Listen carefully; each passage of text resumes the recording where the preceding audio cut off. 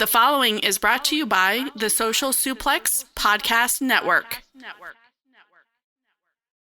Hey guys, this is Matt Seidel, and you're listening to Keepin' It Strong Style. Yo, this is Rich Latta from One Nation Radio. This is brought to you by the Social Suplex Podcast Network. We present to you the Ace of Podcasts, Keeping It Strong Style. Let's go. It's the Ace of Podcasts, Keeping It Strong Style. Covering New Japan, they ready to hold it down. Jeremy Donovan and the young boy Josh come and hit a job out in Barrio the Frogs. From the Tokyo Dome over to the G1. Social Suplex is the network where we can get it done. I'ma chill and let them have it, cause this is just an intro. Keeping the strong style, 6 stars from the get-go, boy. Yeah, from Tampa Bay to the Tokyo Dome, this is Keeping It Strong Style with your hosts, Jeremy Donovan and the young boy Joshua Smith. And thank you for listening. Welcome to Keeping It Strong Style, the ace of podcasts on the Social Suplex Podcast Network. Jeremy Donovan here with the young boy Josh Smith and Sir Sam Brown from WrestlingHeadlines.com. On today's show, we'll be covering all the latest news, answering your questions, and discussing the IWGP IC title reigns of Shinsuke Nakamura. You can support our show by subscribing to the Social Suplex Podcast Network or to Keeping It Strong Style on the podcast app of your choice and leaving a rating and review. You can also get all the podcasts and columns over at socialsuplex.com. Check out our Pro Wrestling Tee store, ProWrestlingTees.com/socialsuplex. That's where you can get your official Keeping It Strong Style t-shirt. And if you enjoy this podcast, please consider making a one-time or monthly donation by visiting socialsuplex.com/donate and clicking on the donate button under the Keeping It Strong Style logo. This week's episode is brought to you by the NJPW EXT, the only browser extension for NJPWWorld.com with features like dark mode, improved translations and layouts, custom and shared playlists, synchronized viewing parties, and much, much, much more. It takes NJPW World to the next level. Visit njpwext.us today for details. And for next week's voting, for next week's topic, voting will drop Tuesday, noon Eastern time. We'll be having Rich Latta on from One Nation Radio, and he's chosen the poll theme of the Elite. So your voting options will be Kenny Omega, the Young Bucks, Hangman, Adam Page, and Cody. So go out there, get your votes in, and let us know what you want to talk about next week. What about Marty? Well, on a Twitter poll, you can only have 4 options, and plus he's really? And plus he's dead. And everyone, Rich will just love it if you get Cody. So everyone, vote Cody. Vote Cody. Vote once, vote Cody.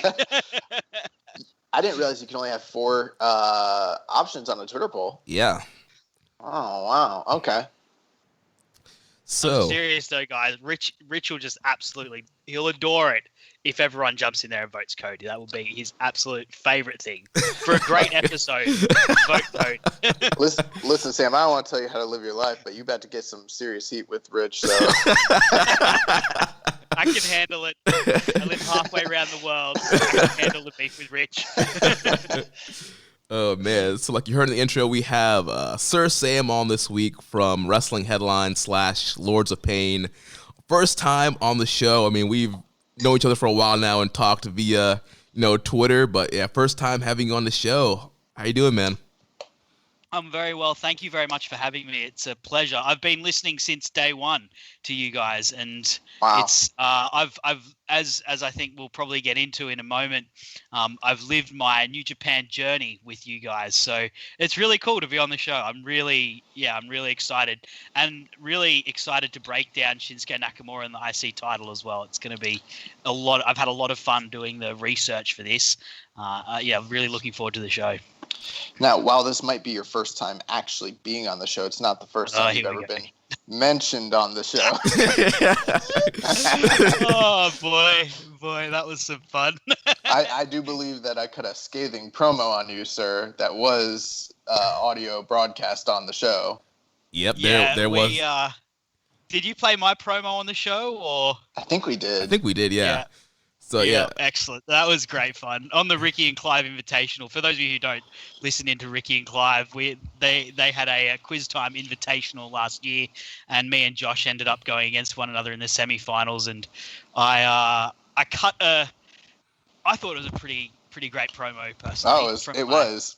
From my garage here in Australia, talking about how I was going to take him to school and show him how great Aussies were, and then this guy came in and told me I had the weight of the world on my shoulders and he was worried about me, and it turns out he was very right to be worried. He absolutely towed me up. Oh my gosh. The interesting thing now I'm thinking about is like, I've got 2 men that I bested in that tournament on the show with me today. We just need to call Rance Morris over and round out this bunch. You and him still on speaking terms? He was pretty salty about that. Got pretty tense at the end of that. I think we are, but I actually haven't spoken to Rance since that. I will say this: me and Jeremy, because we're partners, it was more of a respectful, strong style based competition, and it was tooth and nail. We didn't need to cut promos on each other, but then, Sam started digging my name through the mud and started making it about. We did the WWE Attitude Era program. He started making it about the entertainment and not the sport. You see when Josh and I went on, it was like when 2 stablemates. It was like, Yes. Nakamura and Okada in the G1 when they're both in chaos. Yes. Like, they're both in chaos, but it's for the G1. But then Sam comes in as Bullet Club, and it's like, nah. and if I remember correctly, those 2 guys went head to head in the 24 and 25 G1 climax, and I caught Jeremy with the spinning armbar at the last minute. It was like that much. Mm-hmm. Next time we go up, who knows? It's gonna be a Rainmaker. You bombed the hell out of me in the semi-final. That was actually it actually was a count out. It was a ref stoppage. Like, 19! 20! My stablemate, my wife came in and threw in the towel. You've had enough, Sam. Oh my gosh. Well, Sam, anytime we have new guests on the show for the first time, we kind of like to get a little background on them, on their New Japan journey. So how did you start watching New Japan Pro Wrestling? I'm a fairly recent convert to New Japan. The first match I ever watched was Omega and Okada from Wrestle Kingdom 11, and I started watching regularly Wrestle Kingdom 12. So there's actually a podcast of me. I was on the Lords of Pain radio post show because I'm a writer for Lords of Pain, and I've been a WWE fan for a long time. But they wanted, for the Wrestle Kingdom 12 post show, someone who'd never watched New Japan before, because that was the case for a lot of people. That was an onboarding point for a lot of people. And there's audio of me straight after my first show kind of reflecting on it. So that was where I kicked off my regular journey for New Japan, was Wrestle Kingdom 12. But off the back of the amazing work that Kenny Omega did against Okada throughout that year. Yeah, man, that's a great place to jump in. That's a great place to start. I feel like that's where a lot of the popularity of the show kind of increased. I wonder what that initial conversation was like. I remember a couple of years ago, Ricky and Clive watched the Wrestle Kingdom, having watched no New Japan, and both of them were like, it's pretty good. And then like a few months later, Ricky watched this G1. He's like, my God. and his whole tone changed. It's interesting because I know, having watched it, like having reflected on, what I've learned, I certainly, having mostly been a WWE viewer, having dabbled in the odd indie thing that I'd seen, and of course watching those Omega and Okada matches, I certainly wasn't ready for the Suzuki Goto match from Wrestle Kingdom 12, and I really did not like it the first time. I actually spoke on there like quite negatively towards it, and I've since gone back and watched it now, sort of more understanding the niche of what they're actually doing. But looking at it from my sort of WWE centric world, I was like, I don't like this, what these guys are doing. But now, I absolutely love Minoru Suzuki, and I've gone back and watched that match and been like, man, this is a hell of a match. And the character stuff they're doing is actually, quite nuanced in there. But at the time, yeah, that was a weird one for me. But I really enjoyed that show in general because, of course, the Omega and Chris Jericho match. I think I said that if if Omega ever wanted to do an audition for the WWE, then that's about as good as you can ever get. The Okada Naito match, Implications, who was on your last show, he did some really great columns sort of summing up the build to that. And I think there was also Showbuckle, who you guys have shouted out a few times, did a really great video sort of explaining the story. So I loved that match as well, because I sort of knew what was coming up to it. That was a really great time to kick off. And I think the thing that really truly cemented me as a fan, though, was the G1 that year. Watching the G1 is just the highlight every single year. So both years I've been a fan, and I've gone back and watched some other G1s, sort of watching the highlights, and it's such an amazing time to be a fan of wrestling. Yeah, man, love me a good G1, and I'm very hopeful that G1's gonna be all set for this year, and definitely a great place to jump in. And that's that's a tournament where most of the match of the year candidates will come from. So speaking of that, what has been your favorite New Japan match? It's hard to tell. I think the Omega Okada matches will always have like a special place in my fandom, because they're the ones that sort of turned me on to New Japan. And watching that Wrestle Kingdom 11 match was just like a brain explosion of like, wow, this is something completely, I didn't know wrestling could be like this. Just an amazing. So that will always have a really special place in my New Japan fandom. But if I had to make a choice, I'd probably say the Ibushi and Kota Ibushi and Tanahashi match from the finals of the 2018 G1.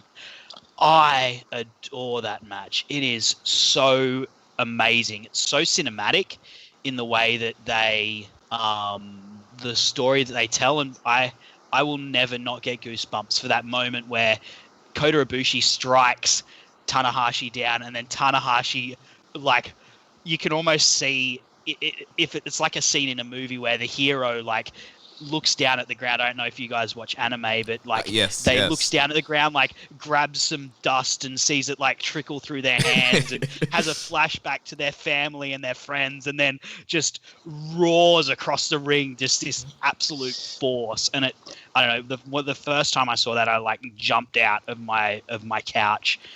Here's the funny thing about that is Tanahashi has done that so many times throughout his career. And in fact, I think we're even going to talk about some matches where we're going to see him doing that.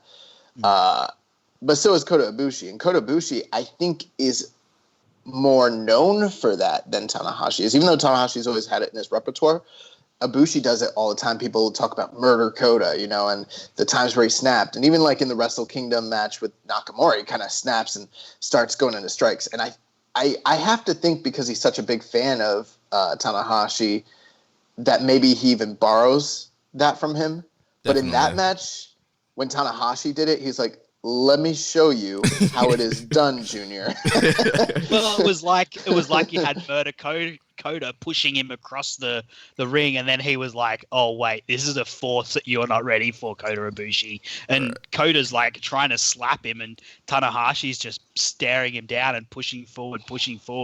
And there are times that Tanahashi's done similar things, but that was the first time I'd seen it.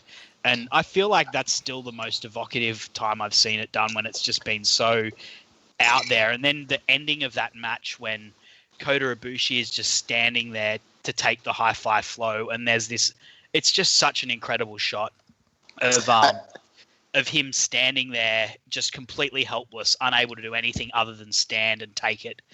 I think what you're trying to say about Tanahashi is that he showed him his final form. He went Super Saiyan 3. That whole and here's the thing: he couldn't keep his final form for too long. It would weaken him. But when he's at his final form, he's almost insurmountable. Yeah. That match. So I think that match was Final Form Frieza versus Super Saiyan Goku on Planet Namek. That's what that match was. Yeah, that was. No. I think you're talking about the Kenny Omega versus Tanahashi match, sir. Yeah, I think if I had to pick a favorite match, that would be the one. Just so cinematic, so emotive, so evocative, and yeah, that moment, those few moments are just absolutely spine tingling. And to also have seen Tanahashi's journey across the G1 up to that point, it was like when he was raging across that ring, it was like he was, saying to all of us doubters who'd been like, Tanahashi's, he's done, he's not going to be at the top level anymore. He was just saying like, no, piss off, my time is not done. I'm raging against the dying light. And just this force coming across the ring. That was, so that would be my favorite New Japan match. Well, you're talking about Kota Ibushi and Tanahashi quite a bit here, so that leads us into our last question. Favorite wrestler in New Japan. Is it one of those two guys, or is it someone else? I saw this question on the rundown sheet, and it's hard to say because, like, Kenny Omega was my original favorite wrestler in New Japan. Like, like many people who came in it from, Jeremy's got a Kenny Omega shirt on.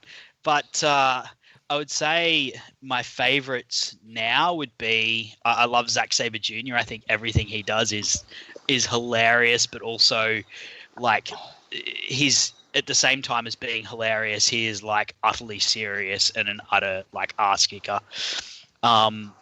Absolutely.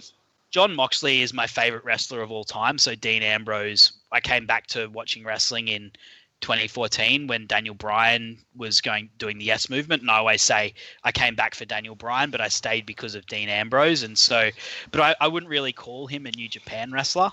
He's like something different.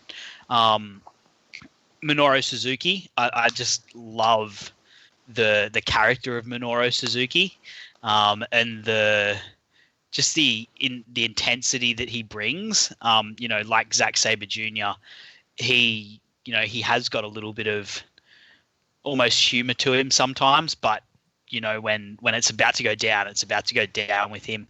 But if I had to say the guy who I most get behind more than anything else, it's probably not someone who's been brought up on your show before, but it would be Robbie Eagles. For those of you who can't tell by my accent, I'm an Aussie, and I've seen Robbie Eagles on the Australian Indies, and so him coming into New Japan was awesome. And I got really into his storyline last year where he ended up throughout the best of the Super Juniors, kind of had that tension with Bullet Club, and eventually ended up turning on Bullet Club. And I was actually at the Sydney show where he did that. And that's probably one of my favorite nights of watching live wrestling. That I've got from another local organization who one of my best friends wrestles for. I've got a really a night that I love from that. But that one and the Robbie Eagles turning on Bullet Club night was just insane. So good to be in a live crowd and see that, and see this guy who I'd seen on the Aussie Indies getting a louder cheer than Tanahashi and Okada, because of this story that he'd gone through. So yeah, I feel slightly offended at this point because you said someone who hasn't been mentioned on the show. We talk about Robbie Eagles on this show quite often. I meant as the favorite. It's a favorite. So. That's slanderous. That's slanderous. Yeah, so, no, I knew so what you meant. Yeah. But others I love: Shingo Takagi, obviously Tanahashi. I'll stop talking now because I could just list the whole roster. I was going to say, it's like, man, Doki, he just, with his aerial lucha libre stylings. And his pipe. I love it when Jeff Cobb shows up. Oh, man. Oh, man, TJP on the North American circuit is so good. No, but that's awesome, man. I actually, it's always great to kind of, when we have guests on, kind of see what their background is. And, it's quite obvious that you were really passionate about this, which is awesome. Not that other people aren't, but, it really comes through. So that's awesome. Yeah, so I just blabber on until one of you guys cuts me off. So. Oh, we're respectful hosts. We're not going to cut you off. We're going to let you keep going. Oh God, it's going to be a long night. That's how we end up with 4-hour episodes. Yeah, on this show we let everybody get their stuff in. Or something. Yeah, we let everybody get their stuff in on this show. Equal opportunity. And we sell for you too. So let's transition into this week's topic. So the poll option was best IWGP IC champions that featured Goto, Naito, Tanahashi, and Nakamura. And winning the poll overwhelmingly was Shinsuke Nakamura. Blew it away. This was, the previous polls had been pretty close, but at the end of the day, Nakamura kind of blew it away, and rightfully so. Probably, the most iconic IWGP IC champion in history, the guy who elevated the belt to the next level, and we're going to talk about that here in a second. So let's kind of talk overall thoughts real quick on Shinsuke Nakamura. One thing that I've learned about Shinsuke Nakamura is that he might have the greatest collection of epic, incredible nicknames of any wrestler ever in history. Let me read you just a list. Some of these you will know. Most of them I didn't know, and I doubt most people will know unless they're like diehards. So the King of Strong Style, the Super Rookie, the Child of God, the Black Savior, the Supernova, El Samurai de NJPW, the Chosen Savior, the one who seeks the truth with deep desire, the Artist. What the heck? He will always be known to me as Knackers, though. So Sam, your overall thoughts on Shinsuke Nakamura? Yeah, I don't know. Having the first time I ever saw Nakamura was on NXT, that NXT match with Sami Zayn, and yeah, I only started watching in 2017, man. No. I'm not making fun of you. I think it's just funny to think that. I'm like, holy crap. Yeah. It's hey, you guys invited me on, right? It's on you. Yeah, and the thing that just strikes me from him is just his incredible charisma, and just effortless charisma as well. Like, I feel like the most natural comparison to him is Tanahashi, because they came through at about the same time. At first, it looked like Nakamura was like this chosen prodigy that would be the number one guy, but then Tanahashi sort of overtook him, and Nakamura had to almost catch up in many ways. And while Tanahashi is like sort of really, I'd say, earnest, he's charismatic, but he's like really earnest. Nakamura has just got like the effortless rock star charisma. Without even trying, he just oozes cool, and oozes. You just want to look at him, from the way he looks, the way he moves, the facial expressions. It just is so effortlessly charismatic and cool. Whereas other wrestlers, you can sort of see them pushing it, and like you can feel them doing the moves. With Nakamura, it's just so natural and effortless in his charisma. That's my I guess my main impression of what sets Nakamura apart from almost anyone else, really. Yeah, I think with Nakamura, here's the funny thing, and I'll try to keep it brief so we can kind of get a little further into this. But, Nakamura, the first time I thought I really became aware of him and saw him, I think for like a lot of Westerners, was obviously Wrestle Kingdom 9, the epic entrance, the Freddie Mercury, Michael Jackson illusions, the style of his wrestling with all the strikes, almost like Bruce Lee-esque, just all the, like he mentioned, all the charisma and everything of that nature. And, so I kind of saw him there. I became a huge fan. I've been following his career ever since then.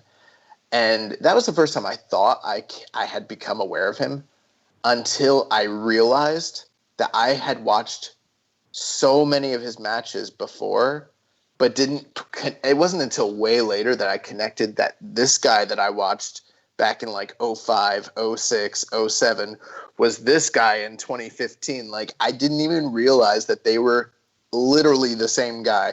Like, I didn't connect it at all. Like, and then I realized, like, oh, that super rookie guy, the guy that Brock Lesnar squashed, like, that was Nakamura. Oh my God. I had no idea, bro.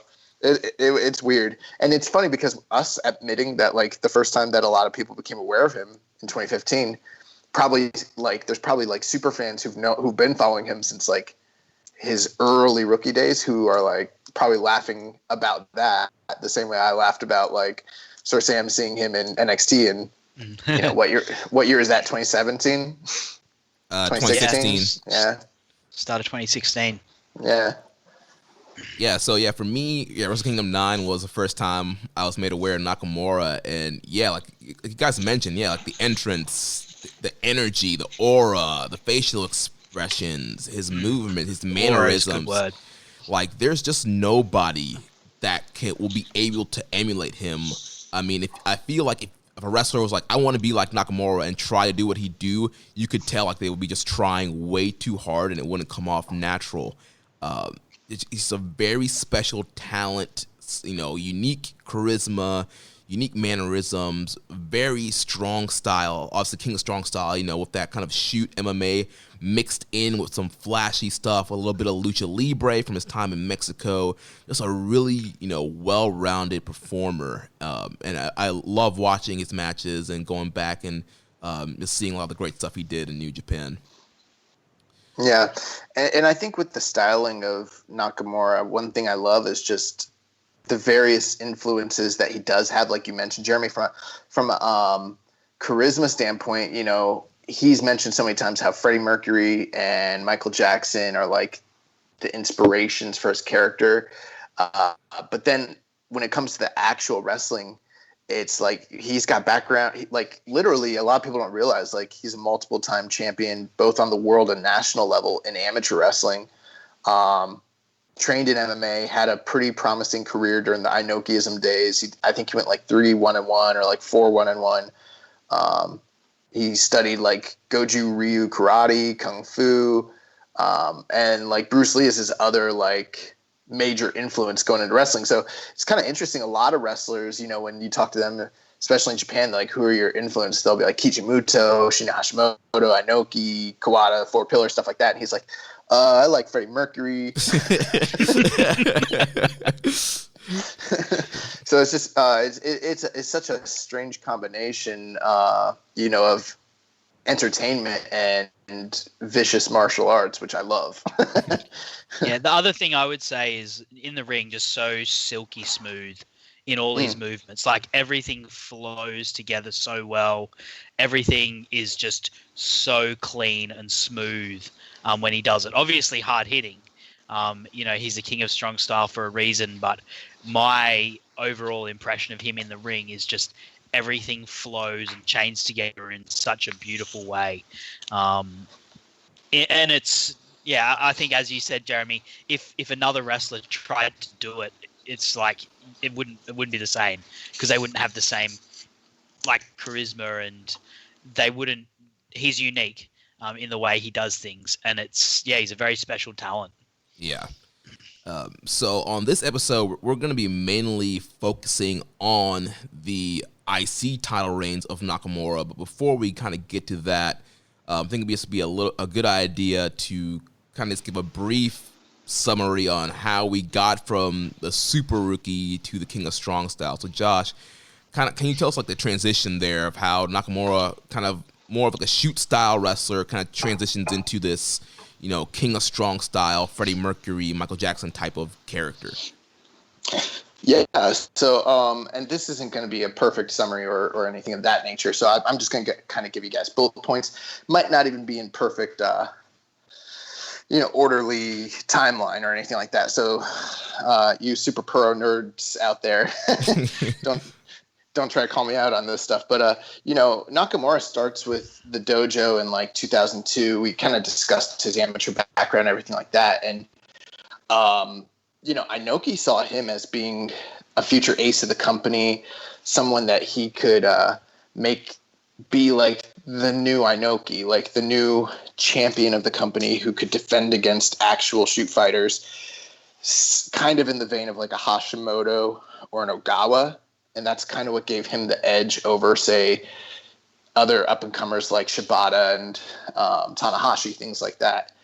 And in the dojo, they said he was just phenomenal. Like his timing, his pace, his skill, his ability, his creativeness. And that they kind of gave him the nickname of Super Rookie. And so, like, when he made his debut, like, he was, maybe in his first or second match, I can't remember, he was already wearing full gear, like full tights, with designs, and like they didn't really give him too much of the young boy treatment, which people were like, what the heck? We're not talking like first or second match in New Japan, we're talking first or second match ever, you know. So it's really crazy. And 15 months into his career, he wins the IWGP Heavyweight Championship. He beats Tenzan for it, and he goes on during this first phase of his career to win the title 2 more times. And during that period, the guy that we're going to be discussing with the showmanship, the pageantry, the facial expressions, you know, just everything that people kind of associate with Nakamura, he was nothing like that. Like, he was an ass kicker. He was very straight-laced, very traditional Japanese strong style type of wrestler. And he was good. He was really good, but it was hard. The company was on their down period that we've talked about, so the business was not at the heights it could be. Plus, the way they pushed him didn't give the company a lot of reasons to, or the fans to kind of attach to him. Like, there was no story arc to kind of really hold on to, kind of similar to how people reacted when Paige sort of first showed up. You know, she came in and won the title like night 1, and then where do you go from there? That's kind of the same thing they did to Nakamura. It was sort of hard for people to kind of accept this young upstart who sort of won the title very quickly in short order. But, you know, he wasn't like a Goldberg phenom coming in and fucking everybody up. So it was, you know, people kind of saw him as maybe even being undeserving at the time. That makes sense. Yeah. During this period, he had a tag team with Hiroshi Tanahashi. They won the IWGP tag team titles together before they would eventually break up and start their major feud that sort of defined the early phase of their career. And they sort of saw each other as grand rivals. Well, actually, that's not true. Tanahashi saw Nakamura as his grand rival. Nakamura always saw Tanahashi as a thorn in his side that he couldn't rid himself of, and never considered themselves to be on the same level. Always considered Tanahashi to kind of be like this pest. When in reality, they were each other's generational rivals, similar to like a Cena and Randy Orton sort of situation. But, you know, through this period, there's a lot of starts and stops. Nakamura would go on 2 learning excursions, one to the U.S., one to Mexico. He would also be fighting a lot in mixed martial arts. So his training for MMA kept him out of the ring for long stretches of time. A lot of injuries were incurred during that period.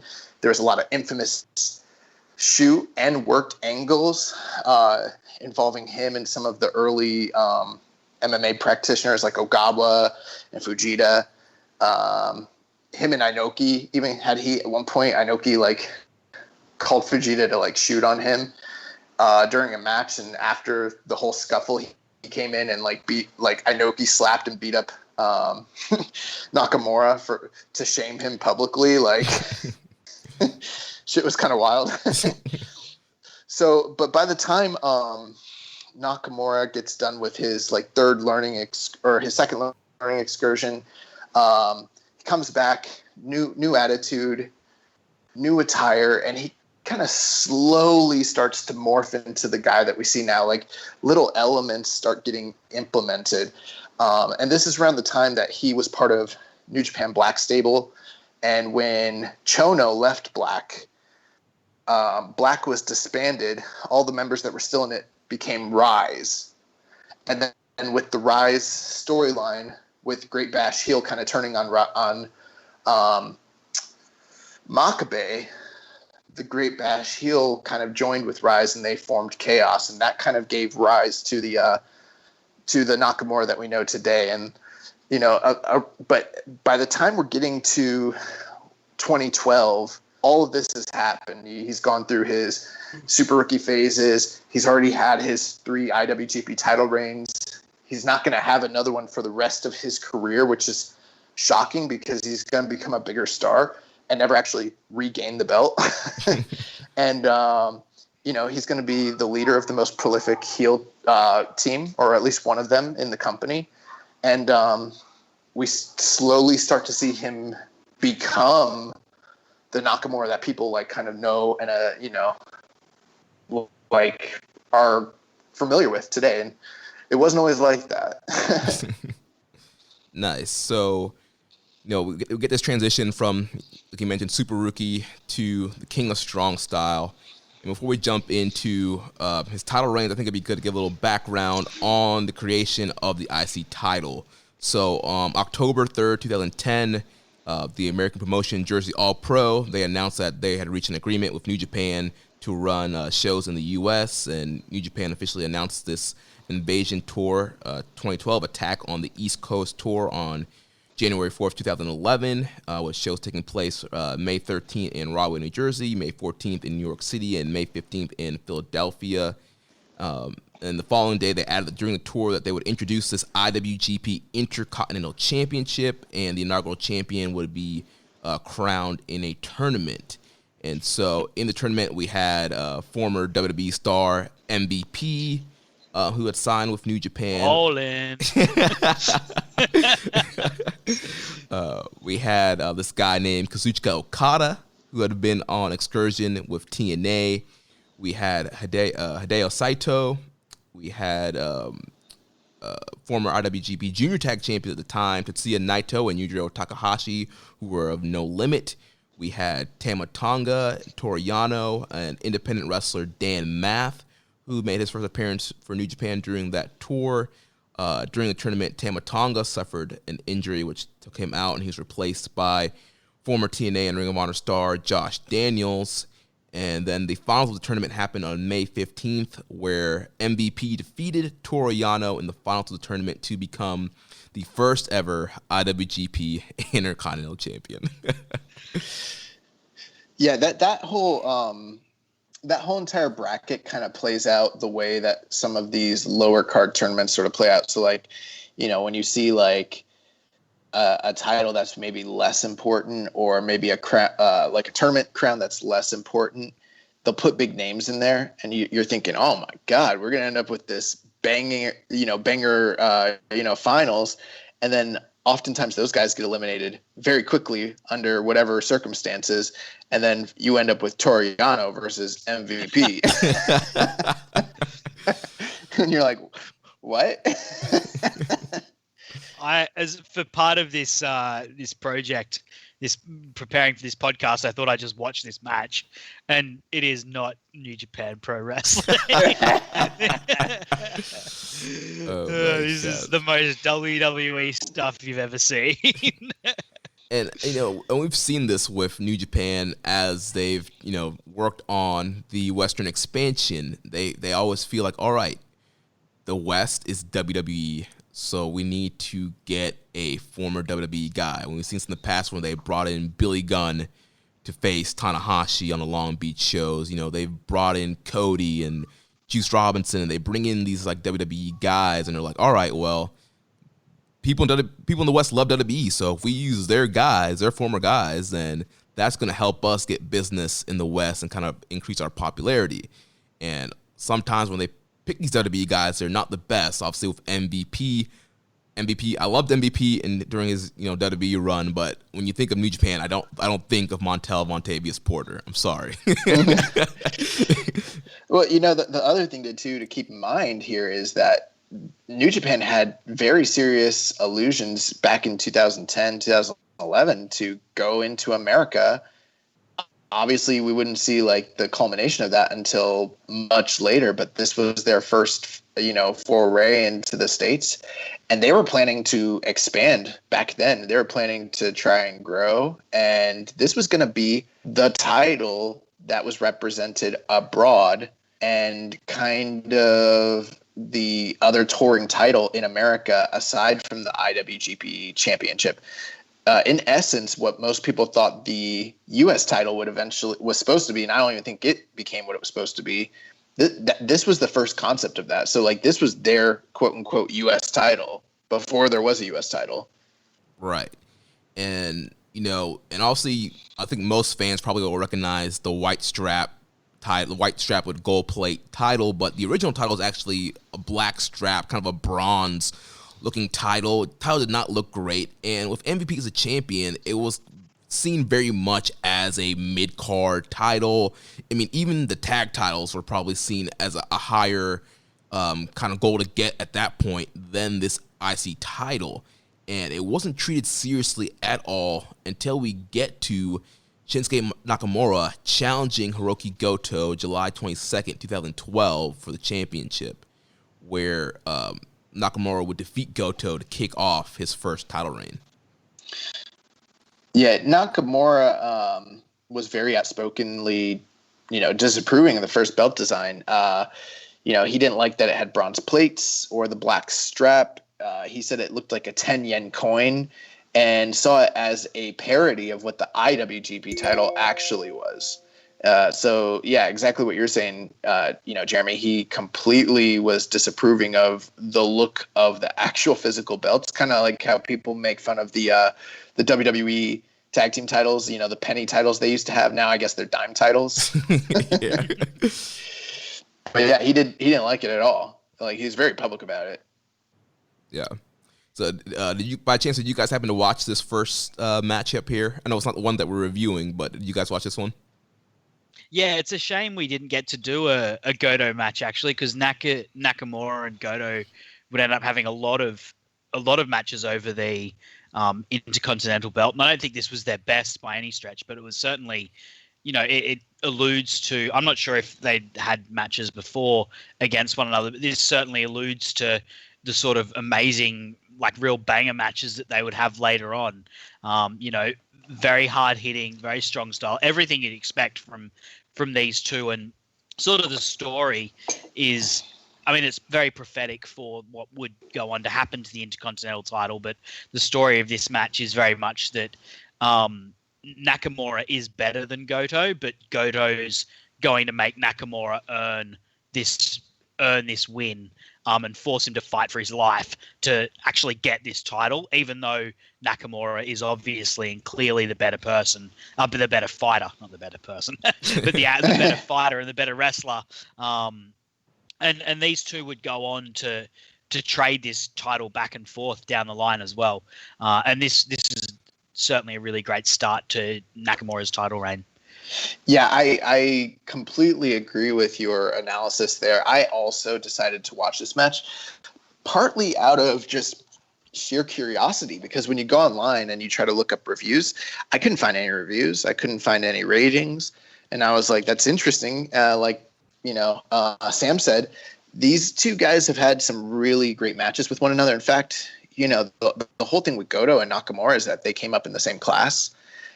So outside of the ring, they're two of the best friends in the business, in New Japan, because of their close age and proximity and how many times they've competed against one another.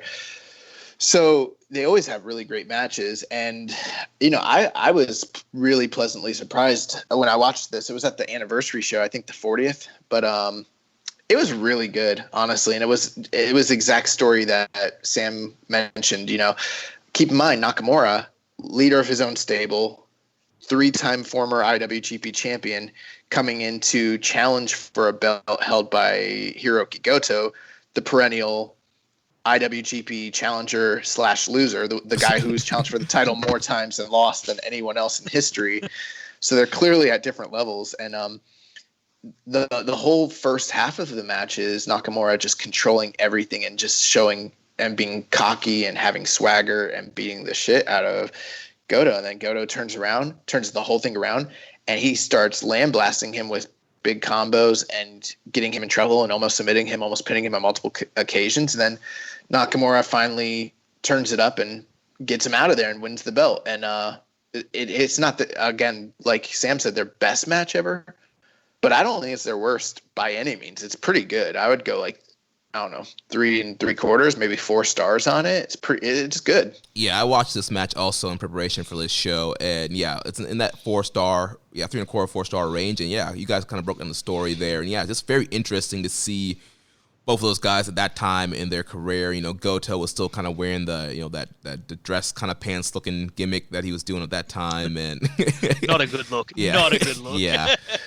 and he was doing the I believe it's called a Shouten Kai, that suplex rock bottom thing as his finisher, which he got a great near fall off of it in that match, and the crowd was pretty invested in that match. Some great crowd reactions.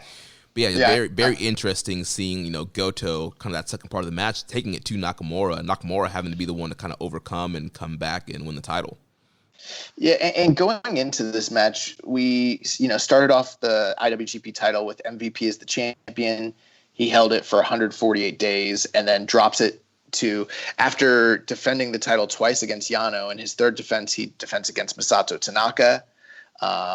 A lot of fans probably are not as familiar with Masato Tanaka's work in New Japan, probably more aware of him from like FMW, Big Japan, the independent scene in Japan, as well as like obviously his ECW runs, which are very prolific.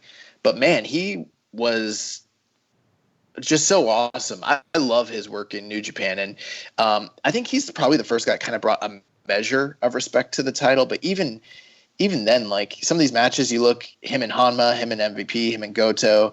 I don't think they probably trended as high as they could or should have for the time. And Goto takes the title off of him at the end of 2012, and then we get into the Goto, and Nakamura phase, and you're looking at MVP, Tanaka, Goto, great wrestlers, but not top stars, not world beaters. These are seen as lower mid-card talents in the company. Goto is probably the highest level guy that had held the belt to this point, and he wasn't really setting the world on fire with his title reign prior to Nakamura lifting the title off of him. So you've got a belt that's like, it's not even like co-headlining or even third from the top, or sometimes even fourth from the top. We're talking about like something that's lower than like you said, it's probably on the same level or even lower than the tag titles. It's definitely lower than the IWGP. Never 3-man. Right, yeah. At that point, it's probably seen like the never 3-man, or maybe even like how the U.S. title is kind of viewed nowadays. Yeah. So hey, that's on my boy Mox. You quite down about that. Hey, I'll tell you what. Since Mox has held the title, does anyone even like kind of remember that he's the champion? Like, they haven't wrestled since like February. I think, but it's not just him too. It's like he's a double champ. He's a champ. I don't think that title's mattered since Kenny Omega really dropped it. I think Tony Khan should allow Mox to walk out on Dynamite with the U.S. title, just to remind fans, let them know. Let them know who the champ is. Have one on each shoulder. Yes. Not only am I the champion of the world, I'm also the U.S. champion. The U.S. champion of Japan. You see, what Gato should have done is he should allow AEW to have Mox defend the U.S. title. That way, that belt actually still has some defenses building up this year while they are on hiatus. Now they'll pull a double cross, and Alan Angels will end up the champions. Then we're gonna have to book this Zack Sabre Alan Angles feud. I don't know. So Nakamura defeats Goto here, becomes IC champ. Then in August of that year, August 26th, he would go to the U.S. to make his first defense, defeating Oliver John at Sacramento Wrestling Federation in California. Then he comes back to Japan. Did you gentlemen catch this match? I did not watch this one. In preparation for this show? I don't even know who Oliver John is. Really? I heard he wrestled Sean Juris back in the day and tapped out to the jurisdiction. So I don't know. Yeah, Judge Juris don't remember who that jobber was. Yeah, I usually don't remember the guys that I defeat.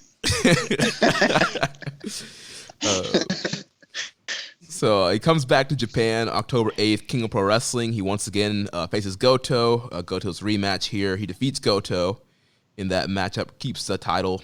Then we go on the next month. And one thing, I think by this point, and I don't know for certain, but I think by this point he's already introduced the new title. He definitely introduced it very, very quickly into his reign. And he was the one who actually designed everything about it. So he designed the white strap. We all kind of know Nakamura is a little bit of a mark for North American culture and everything, and clearly like had aspirations for WWE. So I think he might have taken some of that inspiration from like the Shawn Michaels Intercontinental belt. Definitely. But he said that he wanted gold plates to represent that it was an important belt, and then a white strap to indicate that this title for the first time ever had a symbolic clean slate for its holder, and for the holder to define what that title meant to the company, as opposed to, the Gotos and the Tanakas and the MVPs of the past.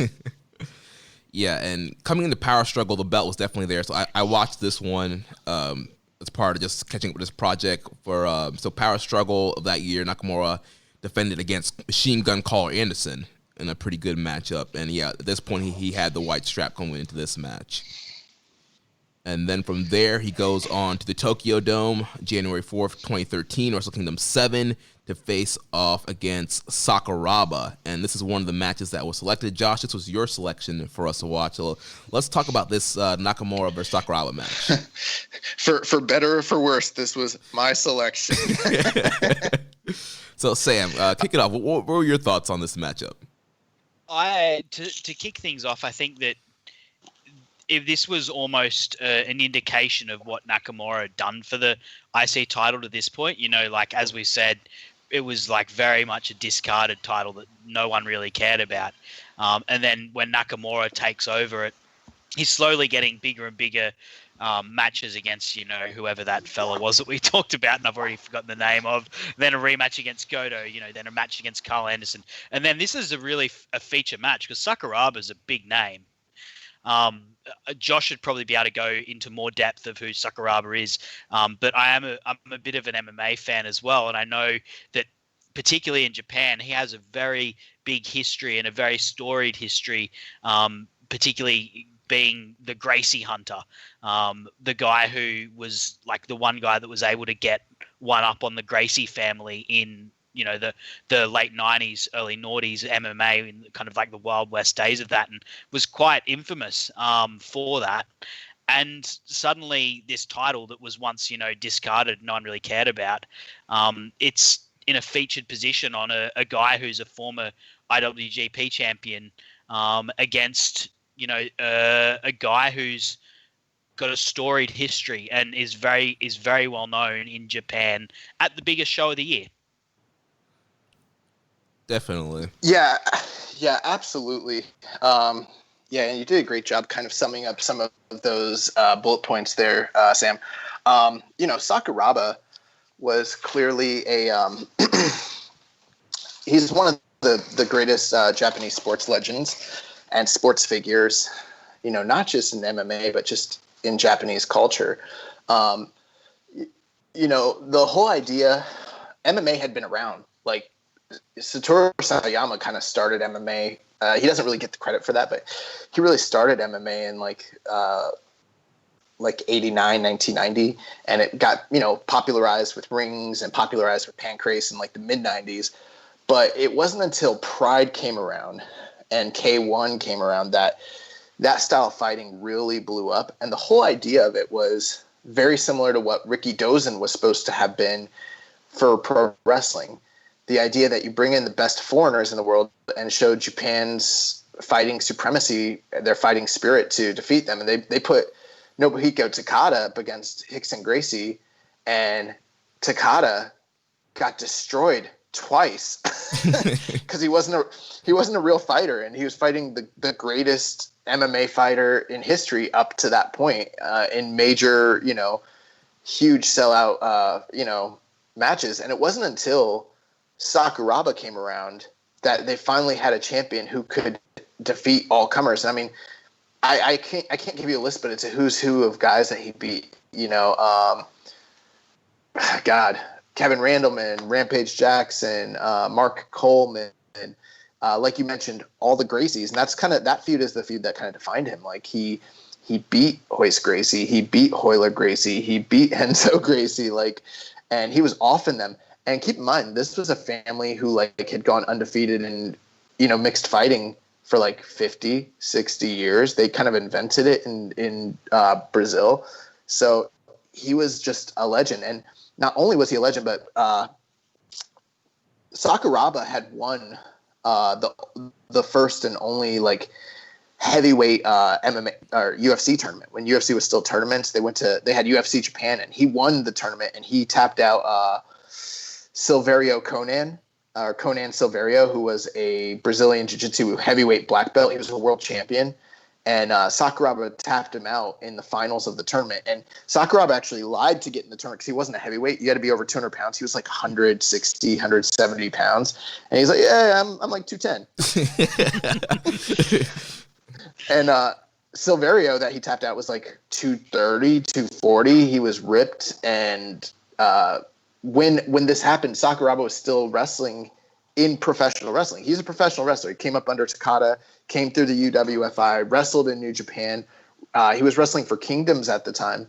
And when he won the tournament, he stood up in front of everybody. He's like, I just wanted to prove that indeed pro wrestling is strong. And that was his claim to fame. But by the time he wrestles Nakamura here, we kind of touched base last week that Sakuraba had returned to the company in 2012 and was in a tag team with Shibata. So he was kind of a freelancer. And his body, he's old. His body's broken down. He's not used to wrestling the house style of New Japan. He's a shoot style wrestler, and he can't do a great many things that he used to do. So in essence, this to me is almost Japan's version of Hogan versus Rock. You've got the most charismatic, one of the top drawing stars, one of the biggest stars in the company in Rock/Nakamura. And then you have the aging hero who the crowd is still behind, they still believe in, but can't do many of the things that they did before. But they'll get behind him in a showdown with this generational star that you never thought these two guys would ever face one another, especially not on a stage like Wrestle Kingdom in the Tokyo Dome. So even if the match doesn't deliver in certain respects, a lot of it is who it is, the anticipation of it, the stage that it's happening on. It is their Hogan Rock. Nice. So let's break down the match a little bit. So Sam, what were your thoughts about this matchup? So my thoughts in this one, I think Josh put it pretty well there with, Sakuraba is showing his age, but at the same time, he's still a legit MMA fighter. And so particularly once they get on the ground, he is as smooth and as silky as ever, and makes this match look really, really good. I don't normally like sort of hybrid MMA pro wrestling fights because most of the time I'm an MMA fan. If I want to watch MMA, I'll actually watch MMA. Most pro wrestling matches that try and look like MMA look really incredibly sloppy, but this didn't, and it's because they've got two guys who are in there. They know how to do this. They could do this for real if they wanted to, and they're skirting the line of that. And the story for me in this match, the way that this match sort of broke down, was that Nakamura had the edge when it was standing up and in kickboxing and with his strikes, and particularly with his knee strikes. But Sakuraba, as soon as it got to the ground, Sakuraba would take over with his triangles, with his arm bars, and particularly with his Kimura.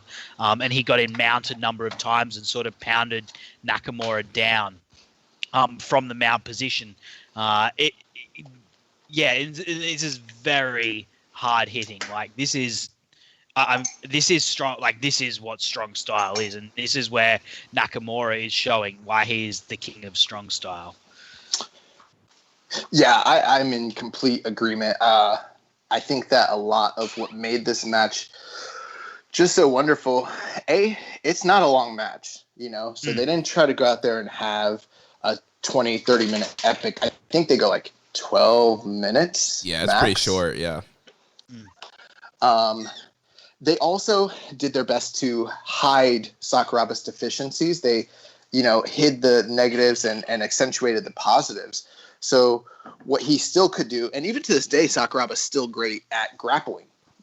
When it comes to smooth transitions, locking in holds, he can still go with the best of them. When it comes to, strikes and, the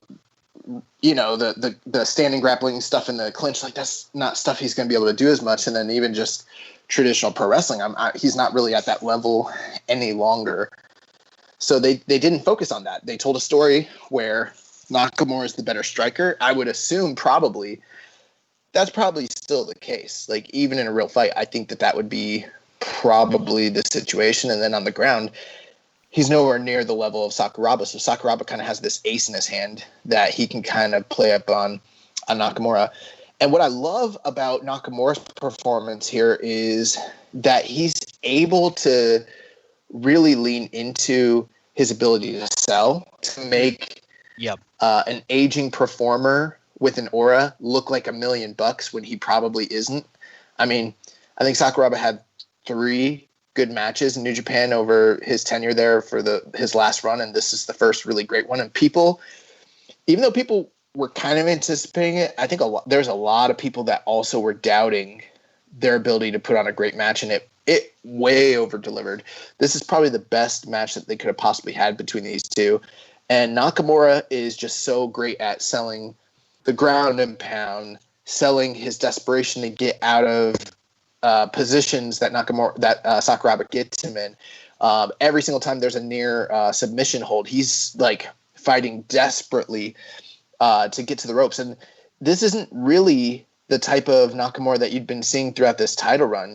He'd been so dominant, and then you see this guy who's just kind of sunning him down there and being big brother, and he's fighting for his life. And then the one part of the match that's very infamous is when you think that Nakamura has the upper hand, they're back on their feet, and he looks like he's going to go for a strike, and then he tries to switch it up and go for a takedown and change up the game plan.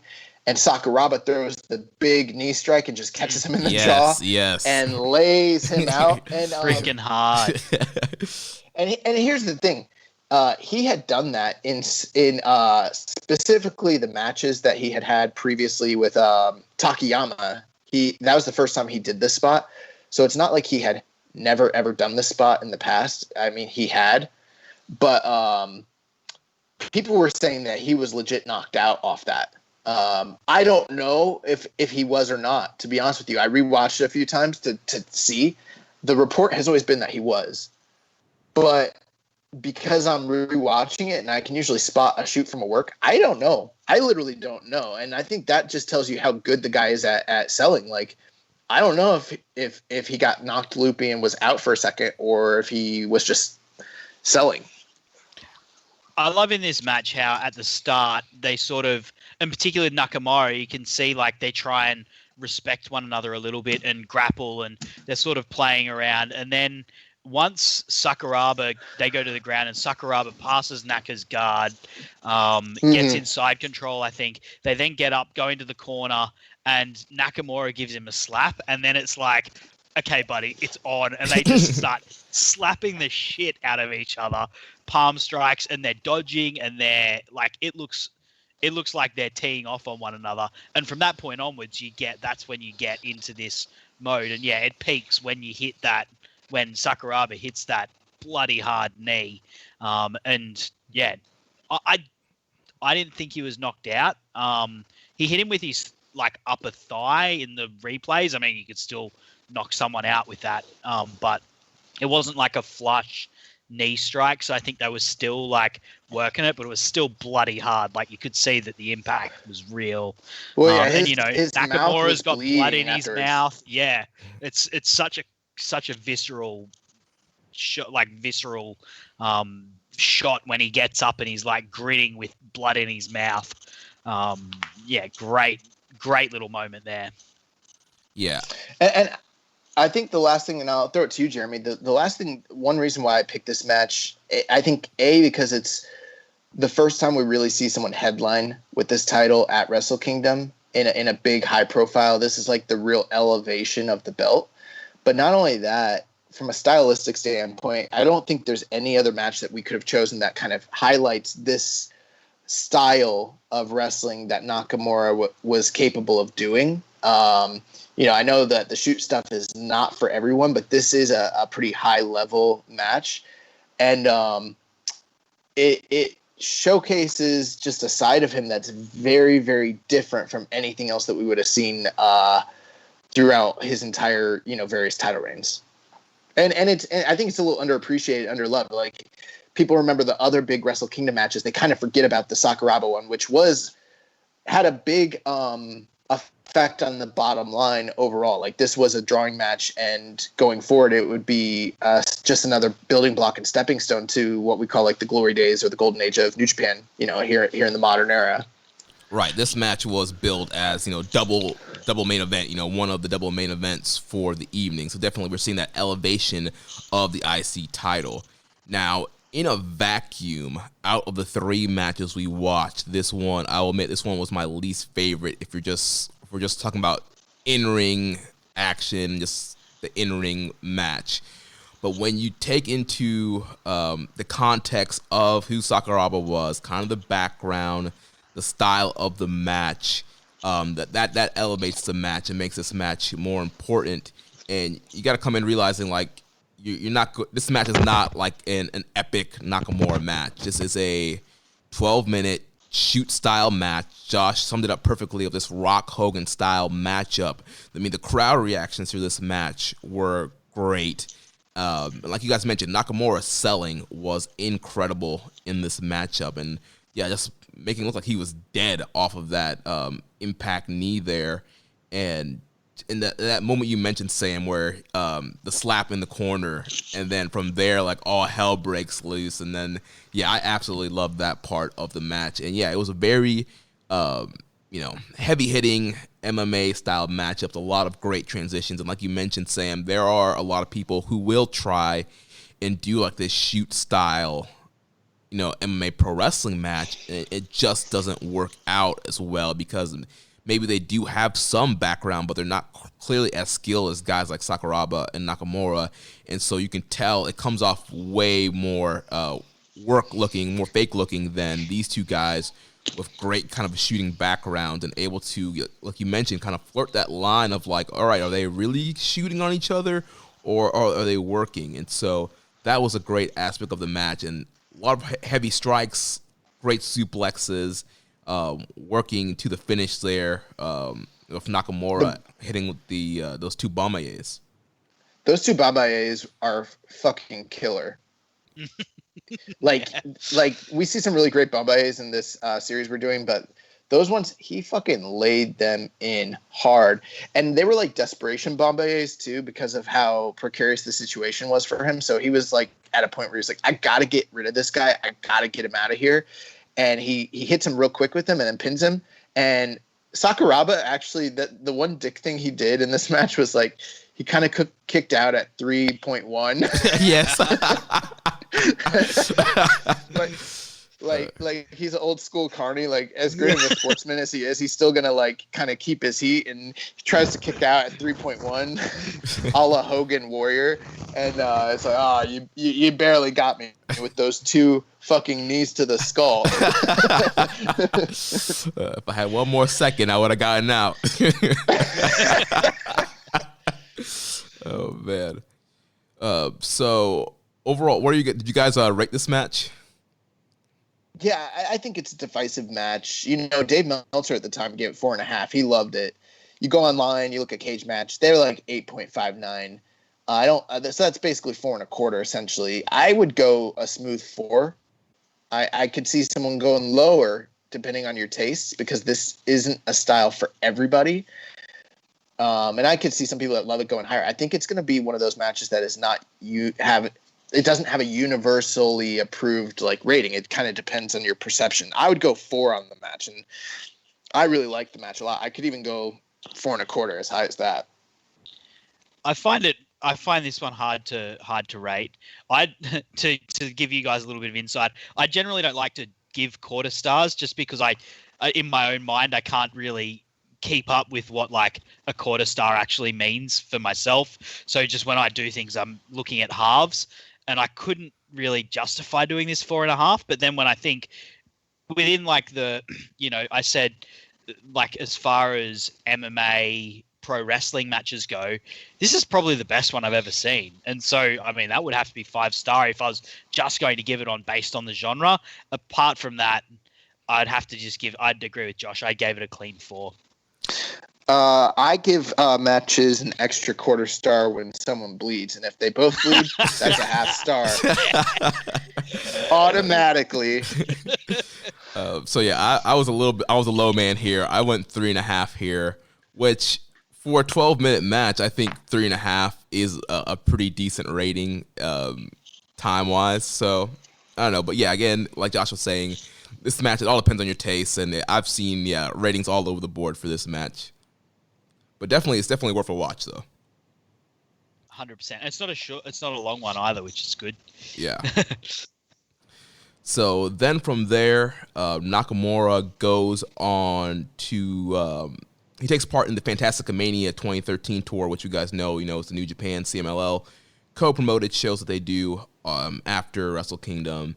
And so in the main event of the second night, Nakamura made his 5th successful defense against La Sombra, better known to Western fans now as Andrade. Then moving on from there, and that match kind of kickstarts. We're going to see here these guys kind of have a rivalry kind of going forward here, and that kind of kickstarts the rivalry there during that Fantastica Mania tour.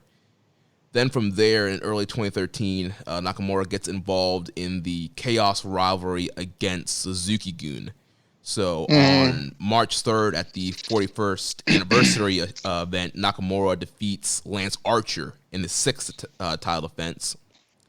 Then moving on to April 5th, Nakamura and Ishii, they unsuccessfully challenge Killer Elite Squad, Archer, and Davey Boy Smith for the championships, keeping this rivalry going. And then at Invasion Attack, Nakamura defends against Davey Boy Smith Jr., and which also he avenged a loss in the New Japan Cup. Think about how badass Nakamura is. Like in his later career with Chaos, his pin eater was Ishii. Of all the guys he could have picked, like that's like Ishii is his Yoshihashi. Like that just tells you about Nakamura. But I'll just jump in on. Sorry, you go. I was going to say, I was going to introduce you. I was going to say, I watched this IWGP match with Davey Boy Smith Jr., but I know, Sir Sam, you had some thoughts on it. Yeah, I nearly picked this. I was, going through these matches. I really enjoyed this match, and I think, it's not as good as some of the other ones that are on here and that we've picked, but just purely for the selling of how this is a tour de force for Nakamura. This match against Lance Archer and Davey Boy, these guys are really good. They're really high level, but they're not the greatest pro wrestlers in the world. They're not the absolute elite pro wrestlers in the world, but Nakamura makes both of these guys look like absolute beasts. And it's largely because of his combination of selling, and because he looks so legit with his strikes, and his strikes look so crisp, and these guys can shrug them off. They look fantastic. And the reason I like these matches a lot was just because they really just showed Nakamura's skill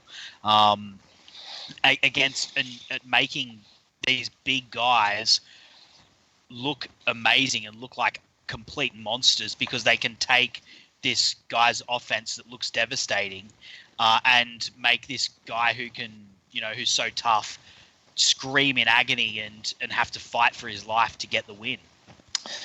Yeah, I think I watched this match too. I won't go in depth with it or anything of that nature, but I thought it was very good. I think it's one of the underrated Davey Boy Smith, Shinsuke Nakamura matches. I feel like a lot of people don't know about it, honestly. But the interesting thing there, and they did a good job with this, when they were building up title defenses, oftentimes these guys would get either tag team or tournament victories over Nakamura to establish their ability to beat him. And that's what they did with Davey Boy Smith during the New Japan Cup. He had beaten him in one of the rounds, knocked Nakamura out, setting up a de facto title defense, and,